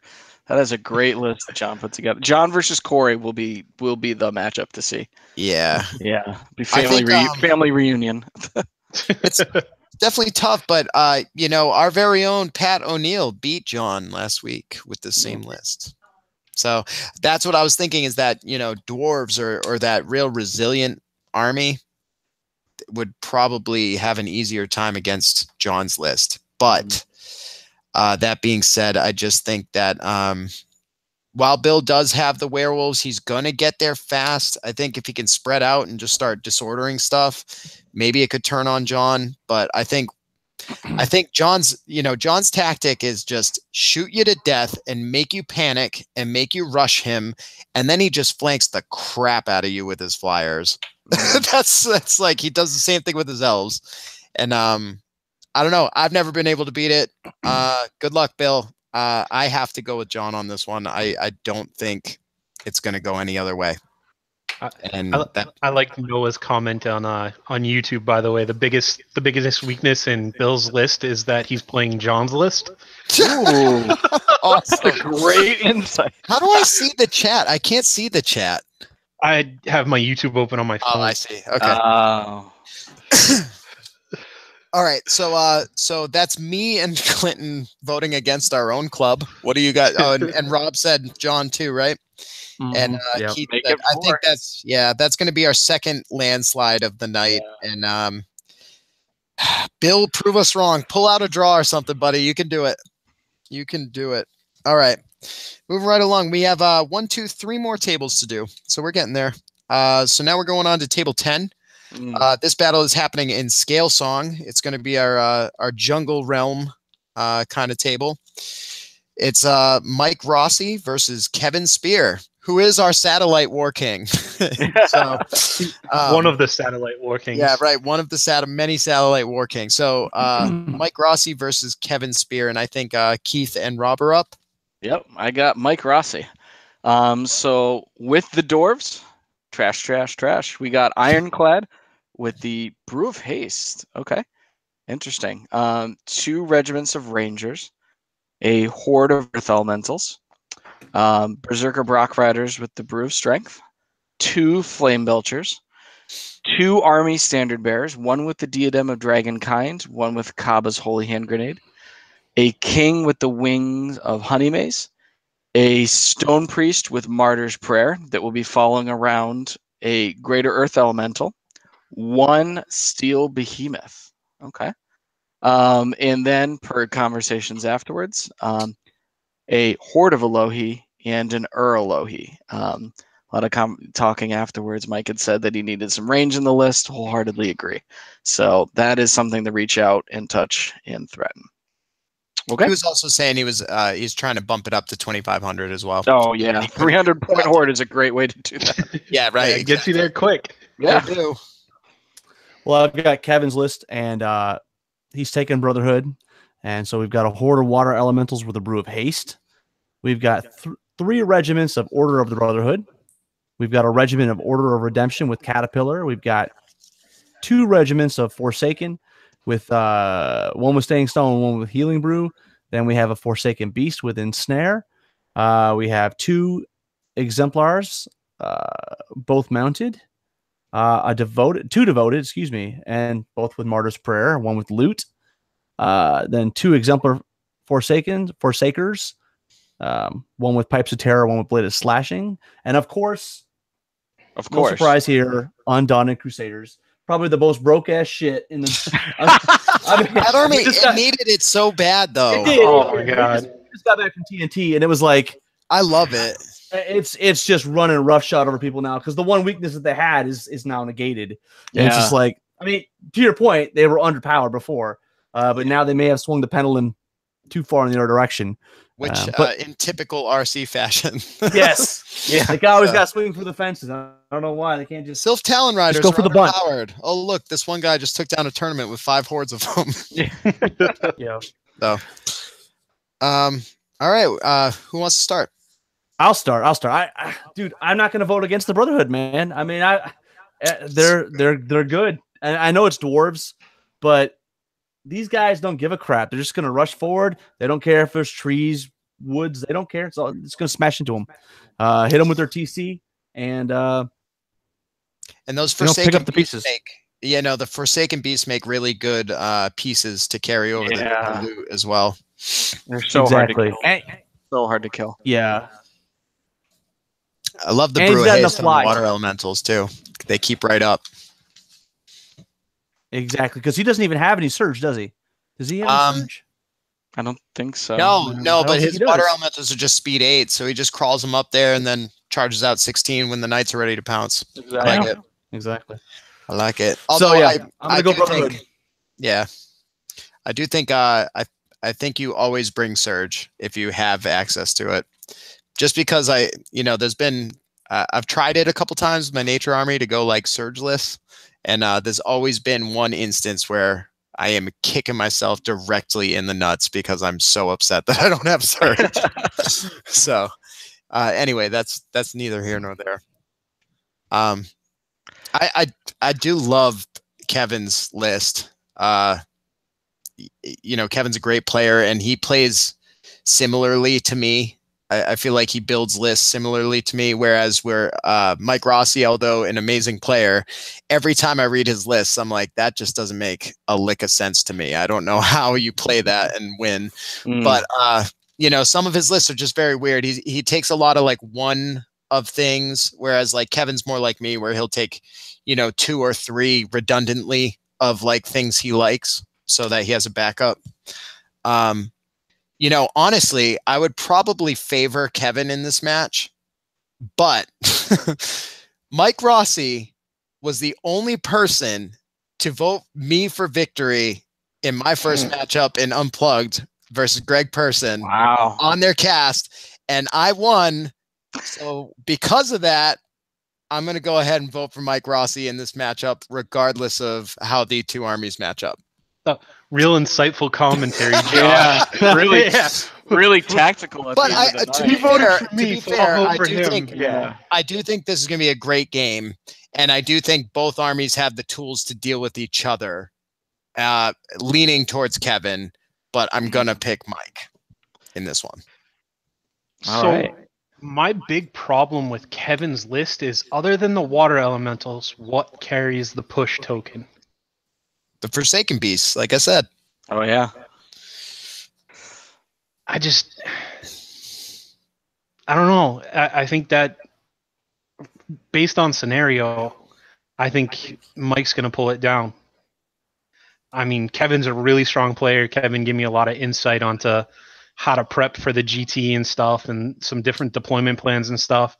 They're both great guys, but I think based on scenario, Mike's going to pull it down. I think he's got better token carriers. I think he's going to be able to protect the flanks of some of his stuff with like the Flame Belchers and the Alohi, the Ur-Alohi. The Ur-Alohi's no slouch either. No, it's a great add to this list. The King with the wings.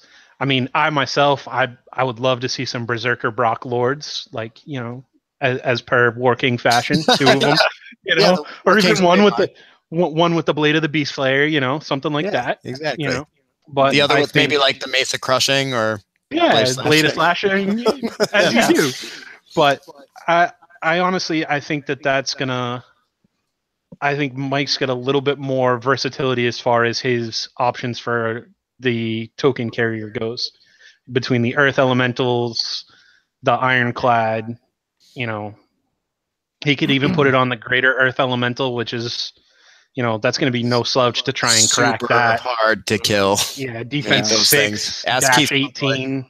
Oh my god. He's got the Stone Priest behind them. So I mean, between the horde of Earth Elementals and the Greater Earth Elemental, Kevin's going to be aware of Surge Nanigans.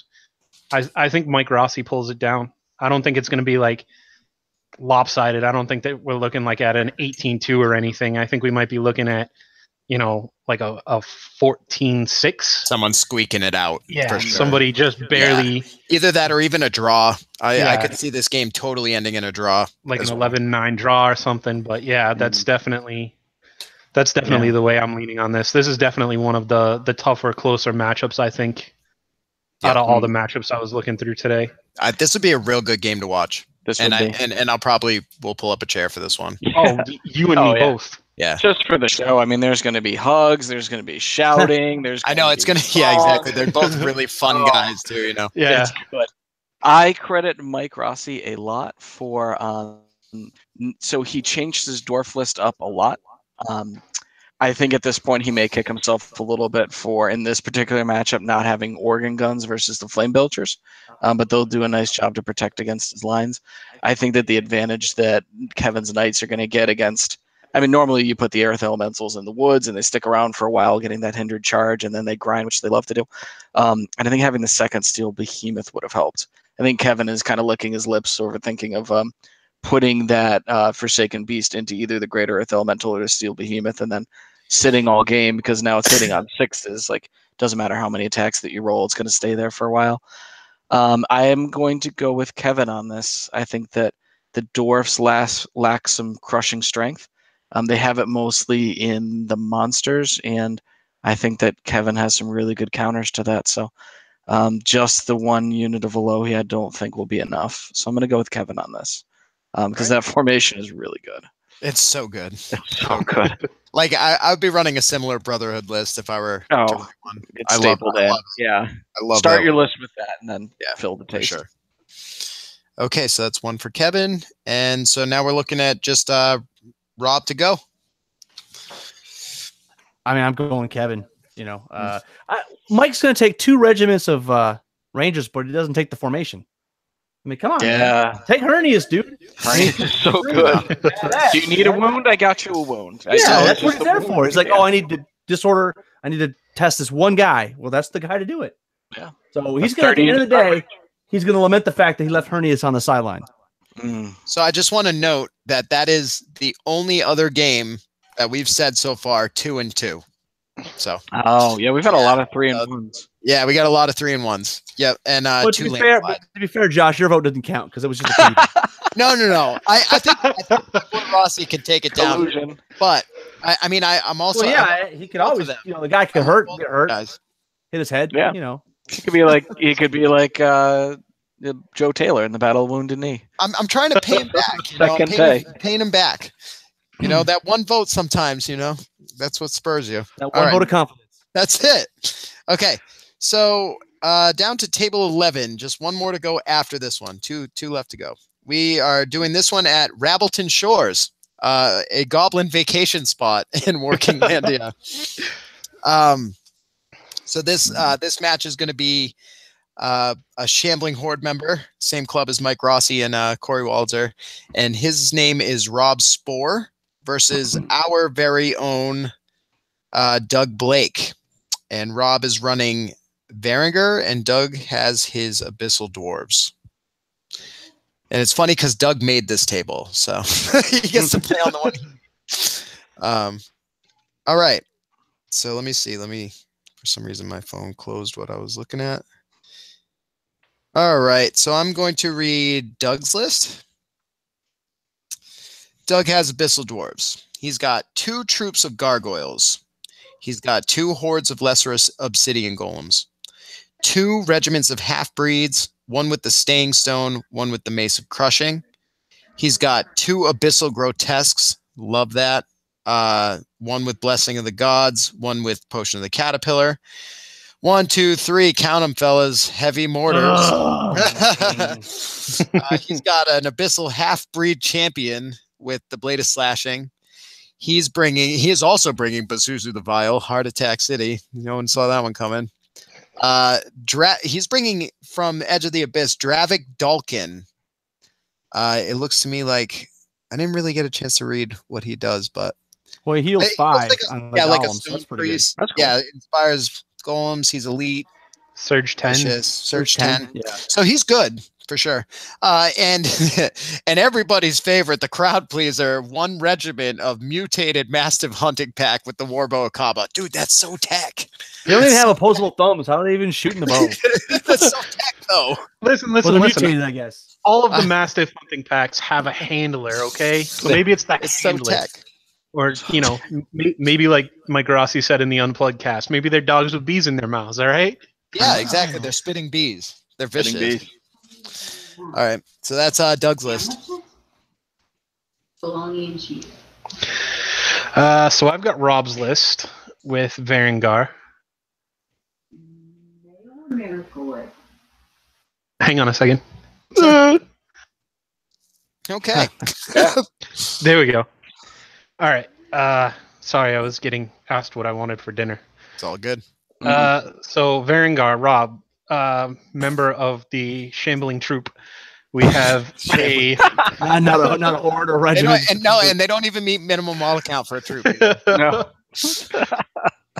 He's got a horde of Bloodsworn with the Helm of Confidence, 2 regiments of Cave Trolls and a horde of Cave Trolls with the Staying Stone, a horde of Fallen with the Brew of Strength, a troop of Tundra Wolves, a troop of Horse Raiders. They're swapping out their throwing weapons for bows. A horde of Direfang with Brew of Haste and the Fury Mark. Devourer with Breath. Cavern Dweller. King on Chimera with the Life Leech Mark. a Skald with the Banner of the Griffin, the Cave Troll King, and the Troll King's Horde formation. Love the cat And drawing. Yeah, so let me ask, The- what's with all the cave trolls, man? Is there am I missing something? Well, the formation makes it so they're no longer irregular. Oh, that helps. Okay. Oh, that does it do anything else or just that? Nope. It just makes all of the cave trolls in the formation regular. Interesting. The Horde, the 2 regiments, and the King are all regular models. They're no longer irregular. Okay. Yeah. So who wants to start? You had me at Abyssal Dwarves. So. Yeah. Wow. Doug's got a lot of. I never even took a second look at Dravik Dalkin. Heal 5, Surge 10 for those 2 hordes of golems that he has. But not both at the same time. Well, no. Oh no, so he can't throw Heal 5 and Surge 10 on the same turn. Wait, what do you mean? Not every army can do that? No, sorry. What? Not everybody has speed 10, 900 lightning bolts either. Backed up by 700 heal. Well, That's according to trash. Josh, that's balanced. That's balanced. Yeah, no, it's balanced, yeah. That's good. I like Rob's list. It's a little bit of a slower tank on the Varangar. Without the mounted suns are really pretty good. But the cave trolls, the dire fangs with haste give them 7. It's going to prevent a lot of meaty frontage to just move up. But I think if Doug's mortars are on point and he can get some good angles with the grotesques and half breeds, he's gonna melt pretty quick. I'm thinking the only thing in Rob's list that Doug is worried about is probably the King on Chimera. Doug's got the shooting advantage with the mortars. He's got, he can just come right up the center with the grotesque. He's got an amazing flanking force with his half breeds, and he does, and I'm looking at Rob's list. He doesn't really have much as in the way of speed to match that. He's got the Fallen. Oh, the Fallen, dogs, right? Okay, and sorry. the Horse Raiders. All right. Still, I really would have liked to probably see at least one regiment of mounted sons in here, but I like Rob's list, but it's making it tough for me to call this not in Doug's favor because I know Mike Rossi and Corey were like, "Hey, Rob, I know you've played 3 games of Kings of War, but you're coming to drink and hang out with us and play Kings of War this weekend." So, and I know that Doug's list is like fine-tuned, and he's been playing Abyssal Dwarves since we started. Not saying that crazier things haven't happened, and I do think it's a cool list that Rob is running. But Rob, I haven't met you yet, but I want you at this tournament. We're going to have a great time this weekend, and I'm so glad you could make it. And welcome aboard to the greater community. But Doug's taking you down. Yeah, good game. There's not Josh much to was say. in a eulogy there. Yeah. He was a great man. We barely knew a you. great man. I'm going to go with the same. I feel like he's got really good flanking forces that Doug's going to kind of loop to the sides. And then the whole time that the trolls are in the middle, they're going to get shot by mortars. And 3 of them over that time. I know Jake says that, you get those occasional games where they just do nothing. So it's hard to take them sometimes. But When is that? Because that never happens against me. apparently when he plays them, you got to grudge him next time then that he plays them. So, yeah, I'm going to have to go with Abyssal Dwarves. Rob, Clinton? Oh, Rob already went Abyssal Dwarves, huh? Yeah, absolutely. Right off Yeah. the rip. He's like 3 mortars. I'm 3 sold. mortars. Yep. Okay. Game set match. What do you Can't think? regen it if you're dead. True. Yeah. Very true. Second tagline. You also can't score any objectives if you're dead. Or unit strength also doesn't matter if you're dead. So, Copyright trademark. yep. What do you think, Clinton? I got to go with Doug. I think Doug's got the. All right. How do you vote against 3 heavy mortars? Like, I know. And he is really deadly with that army too. Doug's a solid player. We always have real close games. It's called turn 7 Doug effery for a reason, you know. So Yeah. That's the one good roll luck, you don't Rob. want him to make is Right. the roll for turn 7, because turn Right. 7 pretty much guarantees he's got something crazy and unexpected coming your way. Rob, make Doug buy you a beer round 2. All right. Yeah. Sounds good. Okay. And our last and final table. We're all set. That's a landslide victory for Doug Blake, for the infamous Doe Blake. All right. Table 12. We're going to call this one the Battle of the Jays. They are battling at the Spears, which is a brotherhood settlement named after Kevin Spear. All right. So here's the thing. They're both Jay. One is Jay Rosado, who is my brother. So I'm going to refer to him as my brother from here on out. And you guys can refer to him as your brother, and the other guy is Jay. All right. Okay. So, Jay Rosado, he's bringing my Ratkin list versus Jay Gray, who has a herd list. And I believe you guys are up to read. All right. It is. Here's the herd from Jay Gray, not your brother. There you go. We are starting with 4 hordes of lichens. Yep. I love that. That's I love that. 4 hordes of lichens. 2 regiments of beast packs. A stampede with the crystal pendant of retribution. Just to add insult to injury. Insult to injury. Deal with it. 2 Brutox. Okay, love that. We have a shaman mounted with heal and shroud of the saint, and then we have a shaman mounted with alchemist curse and black iron crown, and then of course a Lycan alpha, because why not? I'm liking that. Ho! Ending You've with a been pun. waiting all day for that. All day for that. That's freaking terrible. I love it. Come on. That pun was Brutox. Nice. Oh my gosh. So I have the brother. He's running a Ratkin list. He's got 3 regiments of tunnel slaves, one with a staying stone. He's got a horde of shock troopers with sharpness. He's got 2 troops of claw shots, 2 hordes of brutes, one with caterpillar, one with blessing of the gods, 2 regiments of vermintide, 2 weapons teams. Let's see, mutant rat fiend, 2 death engines. With vile sorcery, because if you took 3, that would you'd be a dick. Right. And then warlock with Banechant 3 and inspiring talisman.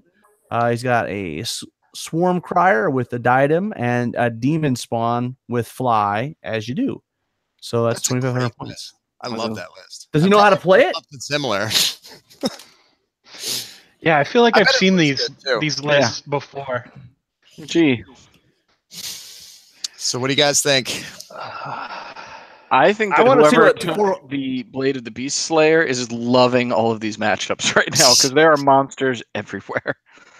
Anybody who's dwarf in the war Anyone team. who's dwarf. Yeah. I'm wondering, Love it. 4 hordes of Lycan. I would have probably done, I don't know, figured out a way to take a more stampede. Yeah. Yep. Mm. The Dan think King 2 and 2. I think the crystal pendant on the stampede is wasted. I would have rather seen maybe the brew of sharpness there. If you're gonna spend a truckload of points on it, something, save yourself the 5 points there and throw that somewhere else. But Yeah. I'm also not sure about brew of strength on the Lycan alpha. It's 7 attacks, but it's a lot of points. Yeah. For what, an extra wound or 2 for 30 points? Yeah. So put slashing on him, Well, if you're going to take the brew of strength, you put it on one of your hordes. Right. Yeah. Much more damage. Yeah, exactly. I don't see. So I know both. Obviously one's my brother, and I know Jay, and neither of them play too often. Jay actually, my brother's main army is salamanders, but he couldn't get it ready in time, so he's borrowing my rats on the way down. Why just borrow salamanders from you? I'm sure you got something that would work for it, right? I have a horde of salamanders. That's all I got. So I do have a full salamander army. It's just not painted. the thing is just based purely on the matchup, and I might have a bias. Like I think I have a thing against Herd. I don't think they're that good, but so I just think that Jay has plenty of chaff to take on those werewolves. He just hides behind the trash wall, and as a Herd player, I know how fast Lycan hordes go away, man. And a couple lucky shots from those death engines, and they're goodbye. You know, one charge from that demon spawn to the face, and they're probably wavered. So it's going to be uphill for Jay Gray. My brother actually is a pretty decent player. He doesn't play very often, but he used to play Warhammer a lot. But Jay's pretty good too. I just think that just purely on matchup, I think I got to go with the Ratkin, and that's not just me being biased. I just think that Jay Gray is going to come straight at him with those Lycans. He's going to destroy the chaff, be feeling real good, and then my brother's just going to mop him up with the shock troops and the hordes of brutes and shoot him off the table, basically. Yeah. So I'll be the first one to go out on a limb here and say I'm pretty sure Jay is going to win the matchup. Love it. Yeah, I'm pretty sure Jay's going to pull it down. He just continues on. I love it. Okay. It's got to go for Rosado, Jay Rosado. One thing I think that is being highly overlooked is Jay Gray's list at 2,500 points is 11 drops. That's less than I bring in. Yeah, that's less than I bring with Ogres at 2,000 points. Yeah, I bring which 10 is okay usually. I mean, that's really kind of. I mean, the rat list I counted has like 17 drops. Yeah, and Yeah. what in Gray's list carries the loot, right? Like, what does he carry those tokens over with? Brutox That doesn't or completely. nothing. Yeah, Well, it's even got to be a Brutox is Brutox. speed 8. Yeah. You know, there's nothing good to put it on, and no. the Lycans really benefit from running from a flank, from having a high drop. But he's going to see him coming and just put all of his chaff and deploy. The only thing I can see happening is like my brother maybe getting caught off guard by like some wonky nimble charge. You know, Right, that with he four didn't down. know that he could do. You know, if that happens and all of a sudden Jay's just like sitting there blinking, like, what do you mean? And then I'm going to get called over and I'm going to have to break the heartbreaking news to my brother that, like, you know, his death This is a engine's dead. corkscrew And, charge. right. Yeah. You know. It works. That's got me feeling deja vu. It sounds like an incident that happened in the past. I don't know. Yeah, he's gonna have to be careful with that. But other than that, like, he's got the tools to deal with this list. I think no I agree. problem. Death I think engines being are able going to to drop him- mop up Lycans.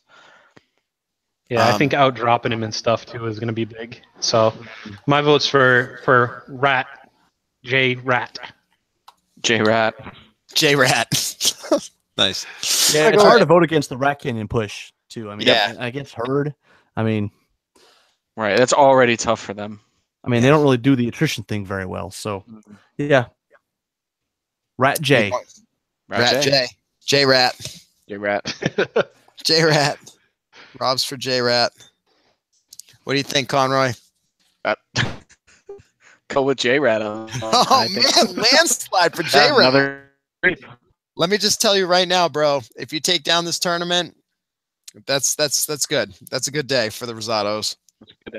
You can stay on the team if you take down this tournament. You can stay in the family. You can stay. You can still be my brother if you take down the tournament. Okay. Also to note, Jay Rosado is the farthest traveling War King for this event. Yeah, he's the king in the north. Ah. Yeah. My brother lives in Canada, so he's coming all the way down from Canada to play in our GT. So very cool. Okay, fellas. Well, that wraps up. We got to 12 do of who our we think is going tables. to win. Right. So Yeah. we have. I was just thinking, like, I think maybe we go through real quick. Say what list stood out to you, and if that list is the one that you think is going to win the tournament. If it's not, then just say which one you think is going to win the tournament, and then I guess we could pick like a dark horse too, if you want. We can start with Clinton. So we'll go down the line. The list that stood out to me. was probably DGK's Goblins. It's a break from what he normally brings. It's more towards it's sort of like a Van Ace balanced list here. At Unplugged, he brought literally, if it could shoot, it was in his list. So I think having the trolls is a nice break from that. And I definitely think that the person who's slated to win the tournament, I think the best toolbox is John Van Ace. It's a tough one. My close second, I think, would probably be Kevin Spears. I think Kevin is my close number 2. And my dark horse, who I'd love to see it pull out, would be Will Ackerman with Basilians. Nice. I think that brick of nerve in the middle is really strong. But I know that his play experience, he's played quite a few games, but most of it has been against DGK and Mungdrul Underrealm. So he hasn't had a lot of exposure to army diversity. So, but I think he's going to do surprisingly well with that ridiculous brick of nerve in the middle with that golden horn formation. So you're thinking your favorite list is Khan. Overall, you're thinking Vinace. Yep. And what was the last thing I said? The dark horse, you're saying Willem. Yeah. Okay. Keith Conroy. All right. So the list that really stood out to me that I found was interesting. I'm gonna have to go with Corey Wolitzer. Not only did I have to look up all the different characters, I'm like, where was this from? That's the like. I love the list. I think that it's great and it really takes advantage of some of the amazing characters that Abyssals have. For my who I think is going to win overall, I'm going to have to go with, I think, Chris Murphy. He came in second at Unplugged GT. Great player. He doesn't have to go against Corey Reynolds and his no-inspiring all-shooting elves that end up tied. The man is he's playing a different game. He's on a different planet than us. And for my dark horse, I'm going to go with Corey Wolitzer with that same list. I think that all the characters could surprise, and he's been the bridesmaid for too long. I think this is his time. This is his time to shine. This is it. This is his time to shine. All right. Rob? It's tough to pick, my favorite list here. There's so many interesting lists. I mean, obviously you've got Will Ackerman's list. That's probably my favorite because it's just goofy. I don't even know I don't know if it's going to work, but that's my favorite list. Who's going to take this thing out?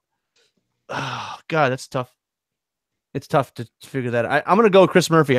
I think his list is solid. It seems like it's got all the tools that it needs. It's got some heavy hitters. It's got a lot of race. It's got all the little pieces that he can deploy Batman style. And, he's got a decent matchup in the first round.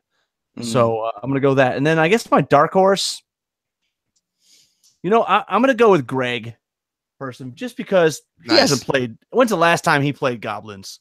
Right. So he'll probably do something really crazy, like in total Goblin Spirit. And he'll just be like, and he'll just do something stupid and it'll work. That's my prediction. All right. So I guess that leaves me. All right. Favorite list, hands down, Will Ackerman. Bro, your list. I'm super jealous of your list. Can you hear me? All the painting. Yeah. Okay. Yeah. Seriously, that list is phenomenal. I think it's got awesome shooting. It's got so much resiliency with the Martyr's Prayer and like the massive amounts of nerve. I think it's sweet. I mean, I think if I were to run something similar, I'd probably drop like one horde and just add a couple knights or a Lohi or just a fast element. But other than that, like that is a very rock solid core for an army. And I think it's really rad. So overall, I was going back and forth in my head and it's funny because like, you guys both picked Chris and Clinton picked Vinace. And I am like dead tied between those two. Honestly, I think both of them have an equal shot. I So think you got to go for Kevin then. He's the tiebreaker. I know, right? Yeah. He's got the facial hair of John Van Noss, and he's got the Chris Murphy. He's the perfect right. mix. If I had to pick one, I think Benace is going to take it down. But I think Chris Murphy's just going to do evil, bad things with those wraiths. He's so nice about it. I really, and he's going to do it with a smile on his face, like, okay, man, super now you're polite. tabled. Thanks for the game. And Listen. He's a teacher, so he's got that nice, soothing, like elementary teacher voice. So He's like, you're like "Shh, sleeping. it's okay, shh. Oh, You're all right. This is a flank chart. Let this happen. I'm gonna, shark in the tank. I mean, let's call it like it is, right? I think the ace Benace has got this one. But I don't think it's going to be in the bag, and I don't think it's going to be an easy road for him. I think that, like, if he wants it, he's going to really have to clamber his way to the top through some of these lists. And hope he doesn't get matched up against Willem's list. Right. Or even Corey Wallitzer. His list is a bad matchup for John. Just a bunch of tough monsters that can get there quick, So anyway, so I'm going with John for overall, and my dark horse is going to be, I'm going to go with Orktown for the dark horse. Nice. I am. I'm going to go with Orktown for the dark horse, and I'll tell you why, because I don't think people are prepped to fight up against that huge freaking block of absurdity. I don't think they can do it. I think it's going to catch a lot of people out, and they're going to look at the end of the game and they're going to be like, holy crap, you still have 4 hordes and 2 slashers left. Oh man, I think he's going to do really well on attrition. And, and it's called Orktown GT. This day is Skullface's day to raise his axe in the air, yell MOTGA, and kick everyone out of his bar. That's what I think. It's the green tide. Roll tide, roll. That's it. All right. So that's, it's looking good for Chris Murphy and John Benace, it looks like. And we all picked different dark horses. So it's anybody's game. It's going to be a crazy room. We're So super jealous I can't excited. I know, Conroy. Well, that's why you're on the cast, though. You wouldn't be on the cast if you're coming. So told my wife worth if the noting wedding that none has of a us are cash playing bar. in it. So Well, The don't wedding had worry. a cash bar. I'm sneaking out. That's what I told my wife. I'm Should. like, go use the restroom for 6 hours. There All you right. go. So anyway, thank you guys so much for coming on. Like I said, we've been working on this for 7-8 months just straight, and the whole club is just busting our ass, and all our tables look awesome. They're all unique. There's no like spam terrain. Every single table has its own theme. We have this whole crazy story. Every table has a 3 paragraphs of fluff that you can read when you sit down to your table. We're super excited to host everybody. It's just going to be a great time. And and hopefully if you're around and you couldn't play, swing by, have a beer. You too, Rob, just hop in your car, hop, skip, and a jump. 20 plus hours. Yeah, I'll be there. Yeah. All right. Anyway, again, thanks again. This was the first round pairings for Orktown GT 2018. Thank you, Clinton Landolfi, Keith Conroy, and Rob Fnuff. And until next time, War Kings! War Kings! All right. Have a good night, guys. Thanks.